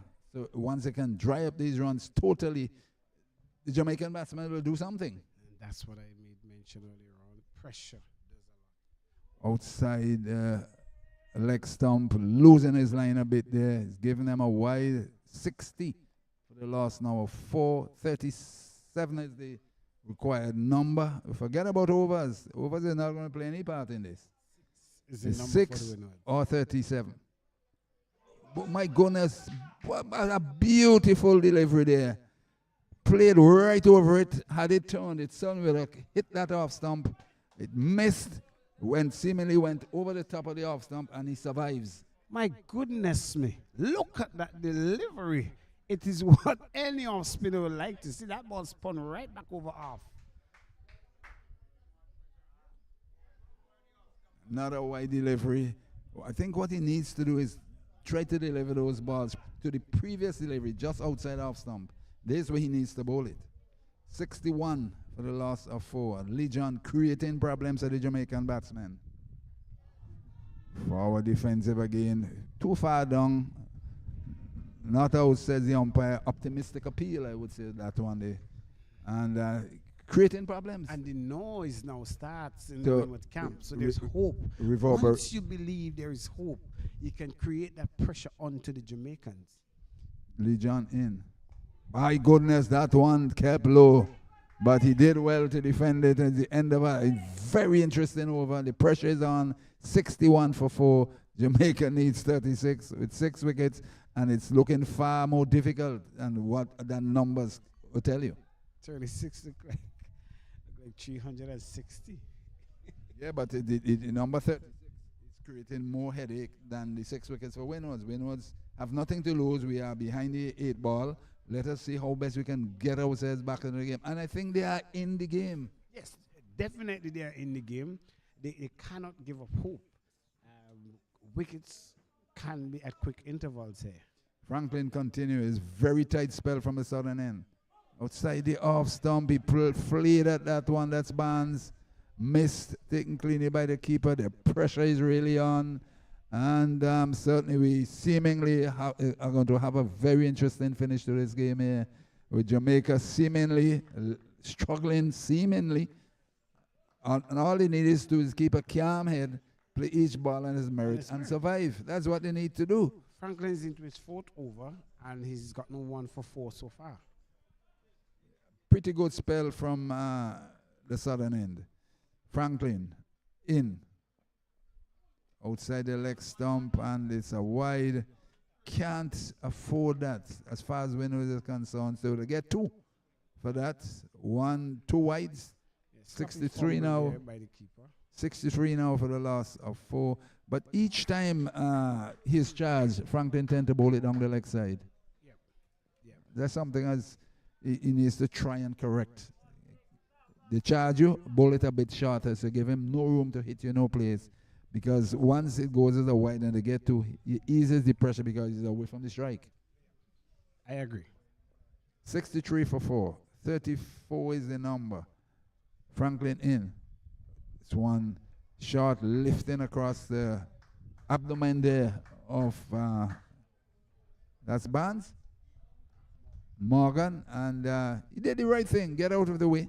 Allow it to go through the keeper. Well, there is no slip. 64 for the loss of 33. Yeah. 33 is the number? 34. 34. 64 for 3. In. And he hooks that one down to long leg. Well fielded there by Murray. One that's short, lifting in his body. And he pulled it around down to long leg, collects a single. Total rolls up to 65, I think it is. 65 for the loss of 4. 32 to get. And Jamaica trying to make a meal out of this situation. What could ease the pressure now for Jamaica? Bongri or something. Franklin in. Again, this one on midland leg. Tucks it around down to long leg. And Morgan gets a single. And certainly 66 now as the number is getting closer. That's 65 or 66? 66? 65. 65, so that's 32. 32 is the number, 6 is the number, either side. Because remember, we are playing right through until the game is finished based on the instructions from the match referee. Outside the off stump, that one really kept down low and he defended it well and avoid any further calamities here for Jamaica. Which they would not want at this time. But Windward's on their toes. The noise level has risen. The decibels out there has risen. And they're really on their toe. They are really and truly realizing they are in the game. They're not out of it, despite the small score. Franklin from the southern end. This one tucks out on the onside. No addition to the total. We're seeing some energy from the Windward Island fielders. The end of a very good over again from Franklin. 65 for the loss of 4. We need 32, Jamaica, and they're really making life hard for themselves. They're not concentrating properly. I think it's more so of disciplined bowling than not able to concentrate, because concentration will have them there in the crease still. The problem with it is, Cassian, is that you have to recognize the situation. You know what your target is. Yes, they may be bowling very well, but you have to absorb the pressure. Of course, I agree with you. Had they to make 150, they would have certainly lost it. The way they're going. I believe the approach would have been different. Outside the John take straight to the keeper. The batsman allow that one to go by. That's Morgan? No. The left-hander? Barnes? Yeah. Barnes. That's Morgan? Brian Barnes. Brian Barnes, the left-hander. He's the skipper. He should be leading from in front to stay there and absorb the pressure. Well, the pressure is also on him. Outside the off stump, taking the outer portion of the bat, and he gets a single. Yes, another single. So the 6 is out on the board. 66 for the loss of 4. Every run makes it a little easier. Simple as you take one run, it makes it that bit easier. And adds the pressure back onto the wicket. Yeah, what the Windwards need is another wicket around now. Yeah. You know, to really put things in perspective and balance. Out wide, that's a beautiful straight delivery there from Lee John. No turn, he played for turn, it went straight through. Taken cleanly by the keeper. Ibrahim. So Ibrahim, he is looking to survive here for Jamaica. Give Barnes support. John in. This one driven out to long on, and they're going to get a comfortable single. And the total rolls up to 67. 30.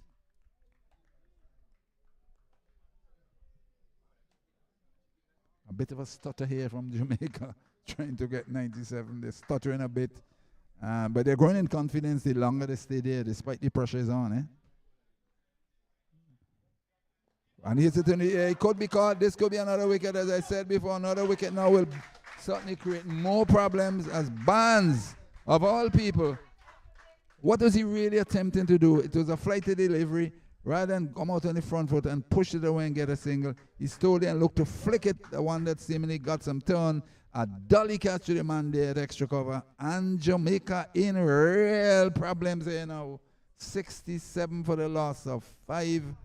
With 30 runs to get, anything goes. Look at a shot. That's a reckless shot. And the skipper. From the skipper, to be precise. And he have really not shown his form, pedigree. He's a very good batsman, very talented. I've seen him on many occasions showcasing his talent. And I'm very surprised at that shot. He tried to play against the turn of that delivery. It's an off spinner. Automatically, for you, it will be a leg spin. So why would you play across the line like that? Conventionally, just push the ball back onto the onside. 67 for 5. There's certainly more than a bit of a wobble here going on as far as the Jamaican batting lineup is concerned. What can be going through the batsmen's minds? Commentators course. You call for a wicket and there you go. No, I'm saying if they can. Yeah, I understand what you're saying. I did say another wicket, another one by 80 at about 80 for 6. We'll see some fun. And, well, at least one part of the script is written. Has been written. They have gotten one, just as they're wrong, 70, they're 67. Who knows what can happen from here on in now? It's, to me, as far as I'm concerned, anybody's game. Michael Clark is the new batsman. Oh, look at it. There is a quick single there. The return. The stump was broken before the ball. Before the ball actually connected onto it. Yes. So it's 68 for 5, a sharp single. Look at the replay.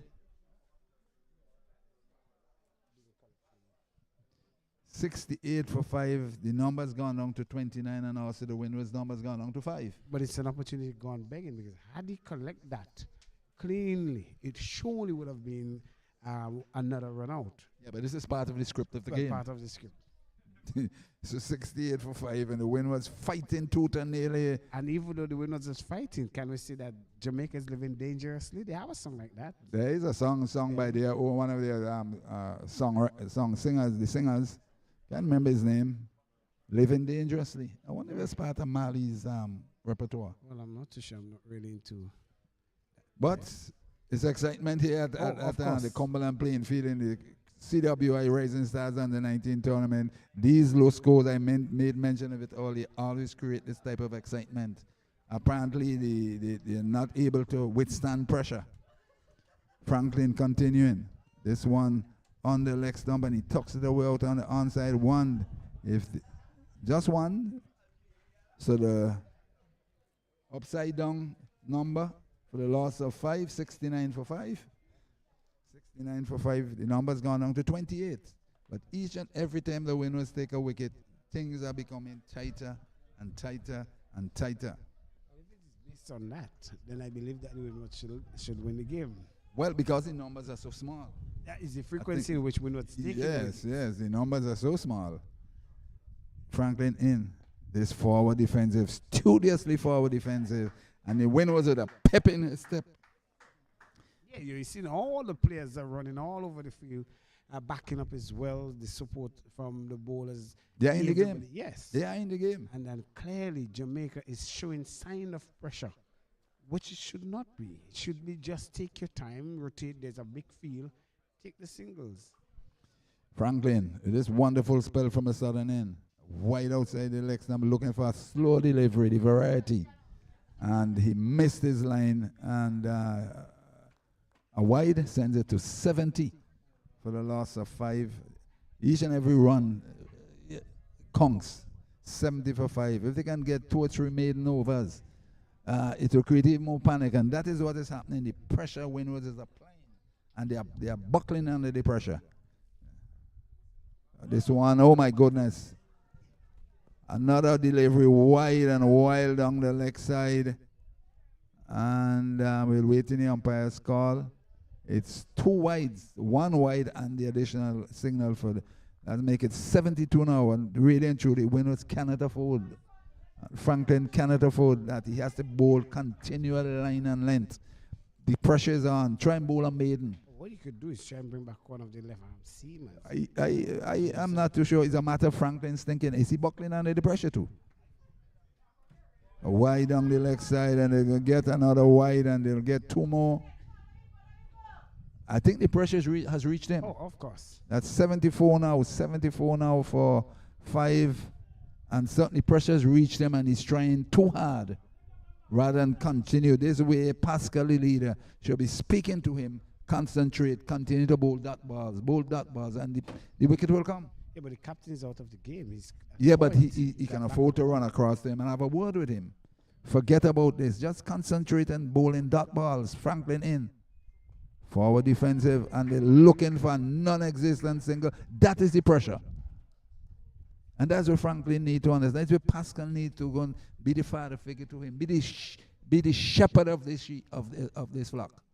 And go and let them know he's the leader, he's experienced. But let the experience come out and let it bear. 74 now for the loss of 5. 23 is the number. Wickets are tumbling here. Runs are hard to come by. Things are rough and tough here at Cumberland as Franklin in. Slow delivery, and again they're looking for every available run, and they're creating that half chance for the winners to effect a run out. That is exactly what the pressure does. But the pressure's also gotten to Franklin, who's trying too hard, and he has given away some wides and ease up the pressure, so to speak. 74 for 5, 23 needed. The numbers are going down, but as I said to you, the numbers are so small. Jamaica should, operative word, should get home, should. In. So delivery up into the air. I think he'll get away with this one. I think he's going to get away with this one. It was a slow delivery.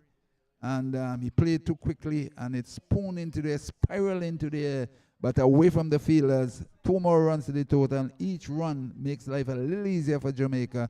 It's now 76 for the loss of 5. 21 more needed, and each and every one eases the pressure on the batsmen. And Franklin has not bowled a good over, recognizing He need to maintain the pressure by trying to bowl a maiden over. Yes. Or at least less than 3 runs. Right. But I wouldn't say clearly, 3. the Jamaicans will feel much better knowing that the total is lower for them. I said each and every run makes it easier for them. 76 for 5. Franklin in. Slow delivery again, and they're going for another comfortable single. I think he's trying too hard. I think the pressure has reached him. There's no 2 ways about that. And he's bowling too many of these slow deliveries, and they're tucking him away and getting the singles. And I said each and every run makes life easier for the Jamaicans rather than try to bowl dot balls. Try to bowl a maiden. That should be the operative word. Pascal shouldn't have awarded him. By suspect, he may take him off now. 76 for the loss of 5. And that return came in and struck the wicketkeeper on his knee, on his re-roll.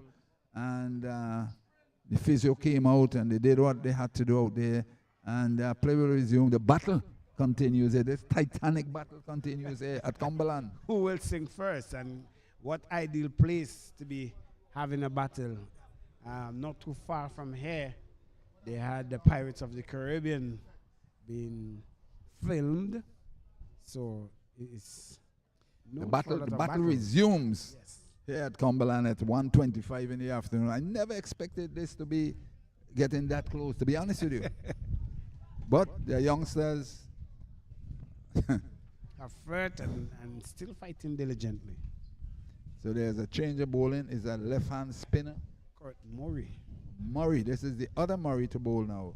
But I will allow the spinner to continue here. My goodness. What is he thinking? I'm not sure The if spinner who is creating problems, leave him and find out bowlers from the other end. Come on, Pascal, man. You should do better than this, man. Come on. Well, I may be very well prove me wrong. He may get 2-3 wickets. He may of get a course. hat trick. But I would not have changed Lee John. John. I would not have changed him. Because he's the one who has created the problem and created the panic in the Jamaica batting. This is left arm spin. Let's see what happens anyway. Sometimes it's easy for us to say things and things work the other way. But for me, and I sure will agree with me, I would not have changed John. Murray in. Forward defensive. Out to middle, out to extra cover, no run. So there's a slip. There's a backward point. There's a deep cover. There's 2 extra covers, I should say. I would tell you that Kurt Murray is one of the primary bowlers for the Windward Islands. This one driven out on the onside. They could get to here and put the pressure on. They should get to. The return comes in. My goodness, somebody should have been run out. Well. A comedy of errors. All over. That's the best way to describe what has just happened. All over. What madness. This is madness. And it's pressure on both teams. Both teams. Tuck this one out to a widest mid wicket. Should have had 2. He misfield. Then they stop. They start. Both of them almost ended up in the same crease. Then they fielder threw the ball over through. It's a comedy of errors. It's hard. Did they get a run in the meantime? They got 2. They got the 2. No, I wasn't paying attention to what they 2. ran. So it's 2 is 78 then. Badly lined. 2 more runs. I'll get the score right. That's 81 now. Check it right. 81. And the pressure has certainly been eased. Much more. And Jamaica now 16 away. And they should really coast in from here now. Because the pressure has been eased. If they had, let's say, 30 to go. So you turn off the engine and just coast your way? Yes. So they should really coast the victory. 81 for 5. 16 to get. This game of cricket is one of glorious uncertainties. In. Driven back to the bowler, no run. 81 for 5. Jamaica really struggling to get another further 16 runs. Windward's trying their best to get the other 5 wickets. Real excitement here at Cumberland. Forward defensive again. So it's about time for another wicket. You will call. Based on my calculations. Yes, I think another wicket now. Get even more excitement. 16 to get 5 wickets. Murray, left arm, wrong. This one driven in the air. It's going to go close to the boundary. They have 1. They're coming back for 2nd. Should make it quite comfortably. And they do. So 2 more runs there is now 83. 83 for the loss of 5. 14 to get. And how many overs has gone there? That's 17. 17 gone. So 33 to get. 16 runs? Oh, that's No, 14 runs. 83 is the score, right? I doubt you will ever need that. Those 83 for 5, right? Yes, 83.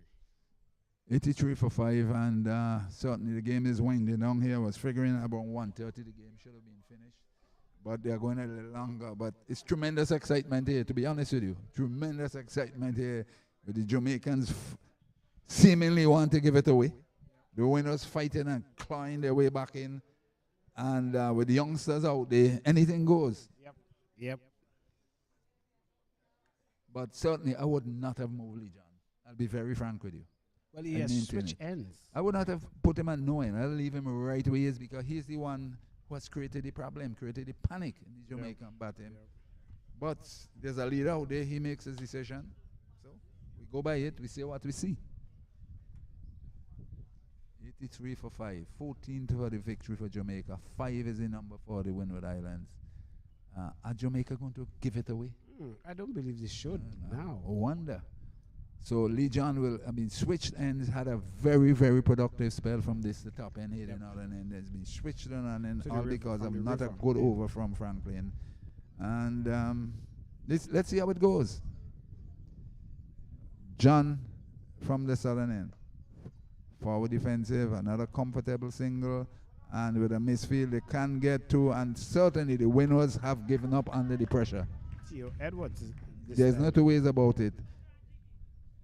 They are unable, after building that crescendo, keeping the pressure on and allowing it to slip. 85. Hits this one.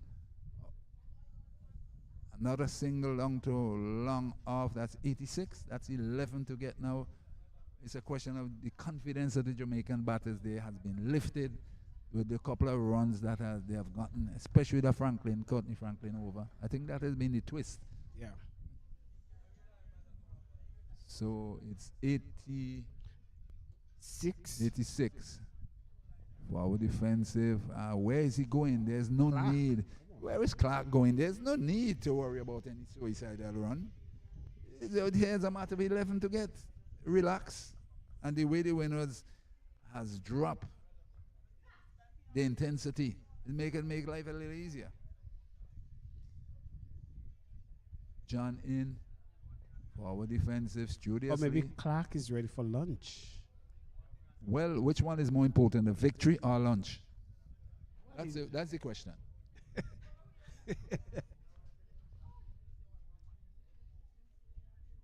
In comes John. One seemed to have slid off. But I must give it to Morgan. He stayed there, observed the pressure very well, even though he's 11 from 24 deliveries.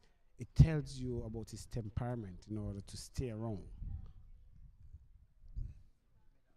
So one outside the leg stump, another wide. The wides, a number of wides in this innings. Now 87. 87 for the loss of 5-10 to get, and they're getting closer to a single figure. Yep. And they should coast it.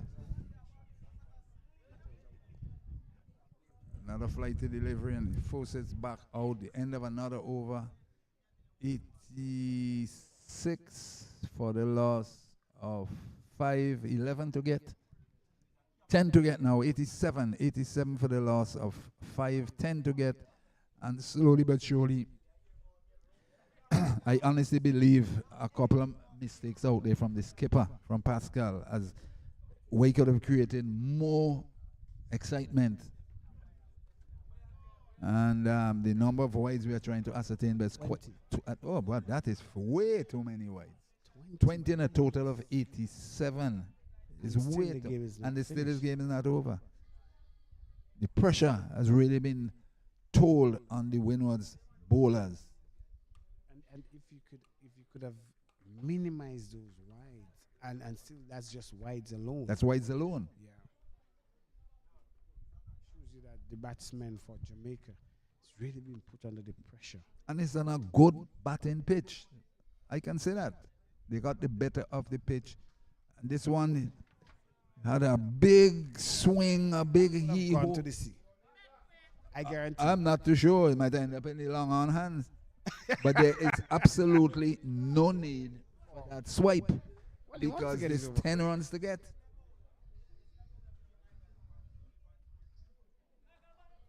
Let me ask you, is this called for?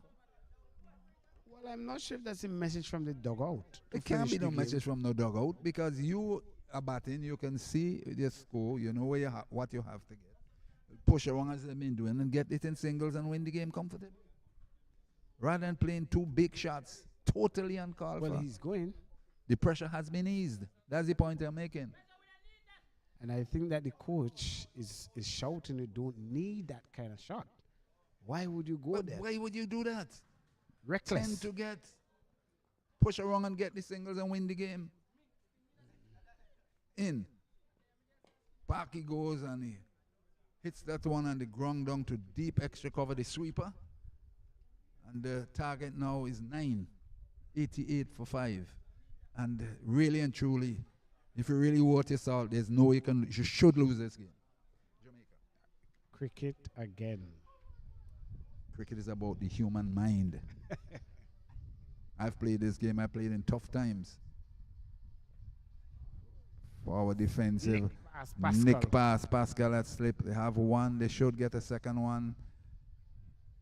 And that's 2 more runs, and has made life easier for the Jamaicans. Once they remain calm, they're going to get the runs comfortably. Windward has, the intensity has fallen down to basically 1% from where it was earlier. That's now what to get. How many was the score? 7 to get. 7. That's 90 for the loss of 5. They should win the comfortably here now. They have weathered the storm. Oh. They have weathered Beryl. For our defense, But this is I would have sensible liked to see batting there. Court Murray coming to the attack a bit earlier on. But I would not have removed Lee John from this end. I maintain my position. Yes, I maintain. I take your stance on it, but it tells you that they have not paid attention to the importance. This of one spin. driven again out to deep mid wicket. There's no need to rush the runs now. And they did the correct thing a while ago. We saw a mix up with the company of errors. Yes, no wait. Remain calm. Yes, no wait. They remain calm. Another single, 92? 91? 91 for the loss of 5. 6 runs to the good for Jamaica. Windward needs 5 wickets. And I believe it's all over by the shouting. You can certainly ask. You can send for Tantimore if you want. Well, I'm sure that Clark will not stick around there for long. Well, 2 big shots he played. Shows his intent. Yes, intent he wants to finish it with a bang. Murray. Here he goes again, over cover. He's going to get some runs again, closer to the victory target 1. They're coming back for the second, and that's what they will have is 93 now for the loss of 5. 4 runs needed. And as I said, it's really and truly, as far as I'm concerned, it's all over by the shouting now. Should be. The time that the Windies had them under pressure, they eased the pressure. Yes, and I think that over where From the Franklin. Whites, were giving, that was critical. That's critical. in terms of letting go of the pressure, the grip that you had on the players. One of the fundamental things that Jamaica did, as much as the pressure was there, they never succumbed to the pressure that of Morgan. And but Barnes, who actually felt the heat that was coming from the Windwards, really give it in. 93 for 5, but certainly Jamaica buckled on the pressure and Windward's never carried on. They eased the pressure for our defensive, and they're going for a quick single. The return comes in and they hit straight and he's out. Run out. Totally uncalled for. Totally uncalled for. Yes, no wait. 93 for the loss of 6. Another wicket has fallen. And who's this? Who's out there? Morgan has run out, totally uncalled for. You do not get run out at this stage of a game, going for a suicidal run. No way. But I would tell you, it comes back again to what you said. No wait, yes. Clearly, Clark has been on an urgent mission. Why is Clark so urgent? I cannot understand it. But Clark, I will put the blame on, took off with such a speed that by the time Morgan looked up, Clark was already halfway. Maybe up in he's the chase. maybe he's a fan of Usain Bolt. Well, I'm not sure. But boy, he has caused a detriment of a sixth wicket. Again, is it that the pressure have gone back to? It's total Clark's fault. Okay. Because the moment that ball is pushed out, a matter of 4 runs, say no, that's it.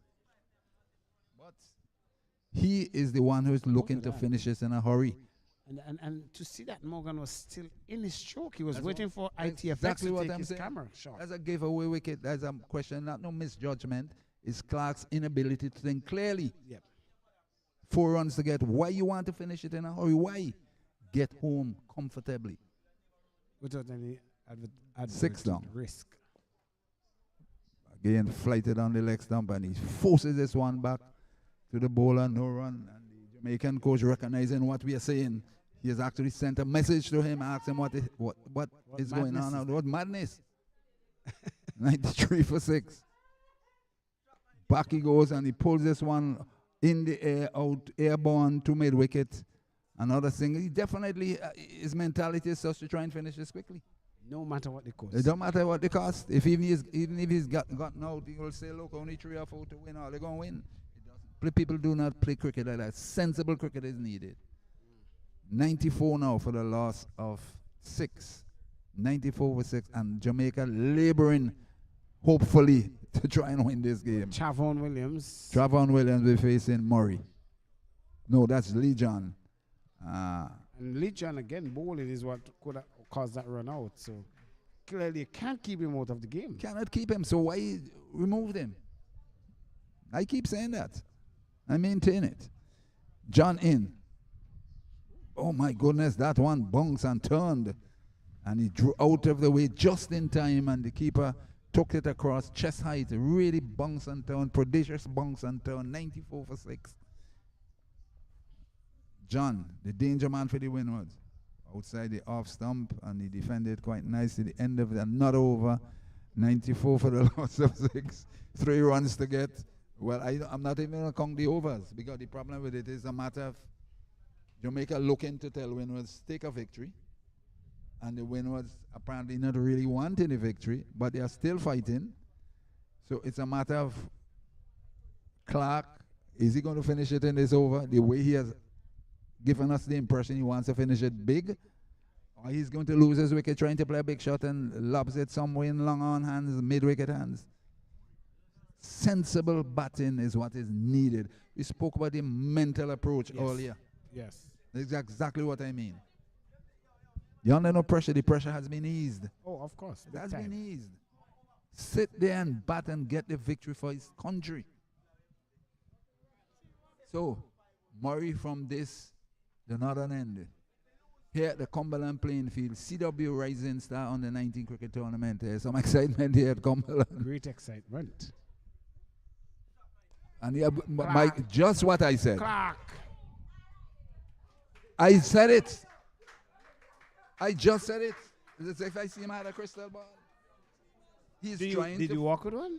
No, he's trying to finish the game. It's just nonsensical. I know the Jamaican listeners and viewers are listening, but it's nonsensical trying to finish a game to win comfortably. Look what you're trying to do. Finish it in style. And it's still 3 runs away from victory. A new batter goes in, which means it's one of the lesser likely person to win the game for you. Number 9 batter. Nonsensical. Unwanted shot. My goodness gracious. He's gone caught, and it's now 94 for 7. Even more excitement. This would have been more different had they got 110 then. And it comes back again to the over where you get some extras. Now the operation of Court Murray. Jamaica doing their best to give the game to the Windwards, you know. I'll be honest they're doing that. They're doing their best. I'll be honest with you. And Windwards did it earlier on. Doing it, yes. So, is there another twist? We're not sure. Well, you sent for Tanti Mall. I'm not sure where she will be singing now. Maybe she around the corner coming. Who she will be singing for? One of the teams, I'm not too sure which color, whether it's the yellow or the green. 94 for 7. 3 runs to get 3 wickets for the Windwards. What a game. What a game we are seeing here. This is ludicrous from Clark as far as I'm concerned. Ludicrous. Should have been there, sit down, get the single. The overs is not a problem. The weather is not a problem. Sit and take your team to victory. Murray in. Forward defensive. And I'm wondering if it's an next turn to the twist of this thing. They're looking for again a non-existent single. I'm looking for a run out somewhere. Wow. I'm not sure if I Wow. see it coming. We can only describe it as we're seeing it. And Murray, left arm, wrong the wicket to bowl to the new batter who is hits this one down to long on, and is that the victory? Yes, it is a victory. Flighted, and he stroked it. Very powerful shot, too long on at a 1:45. And Jamaica have won the game by 3 wickets. A hard-fought victory for Jamaica. They should have won it even more comfortably, but the Windwards, they were the intensity. They really tried hard to try and effect a victory here, a non-existent victory, having made just 96, and they really should have gotten more, but they fought despite it was only 96, and at the end of it, Jamaica won, losing 7 wickets, trying to get 97 to win, and they ended up at 99 with that 4. 99, I think it is, 99 for 4, 99 for 7 to win the game. Your thought? Yes, excellent game of cricket at the end of the day, but it leaves a lot to be wondered in terms of what the Cricket West Indies is looking for in the youths.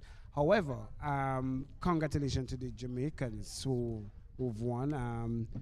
They should not really beat themselves up because of the display here.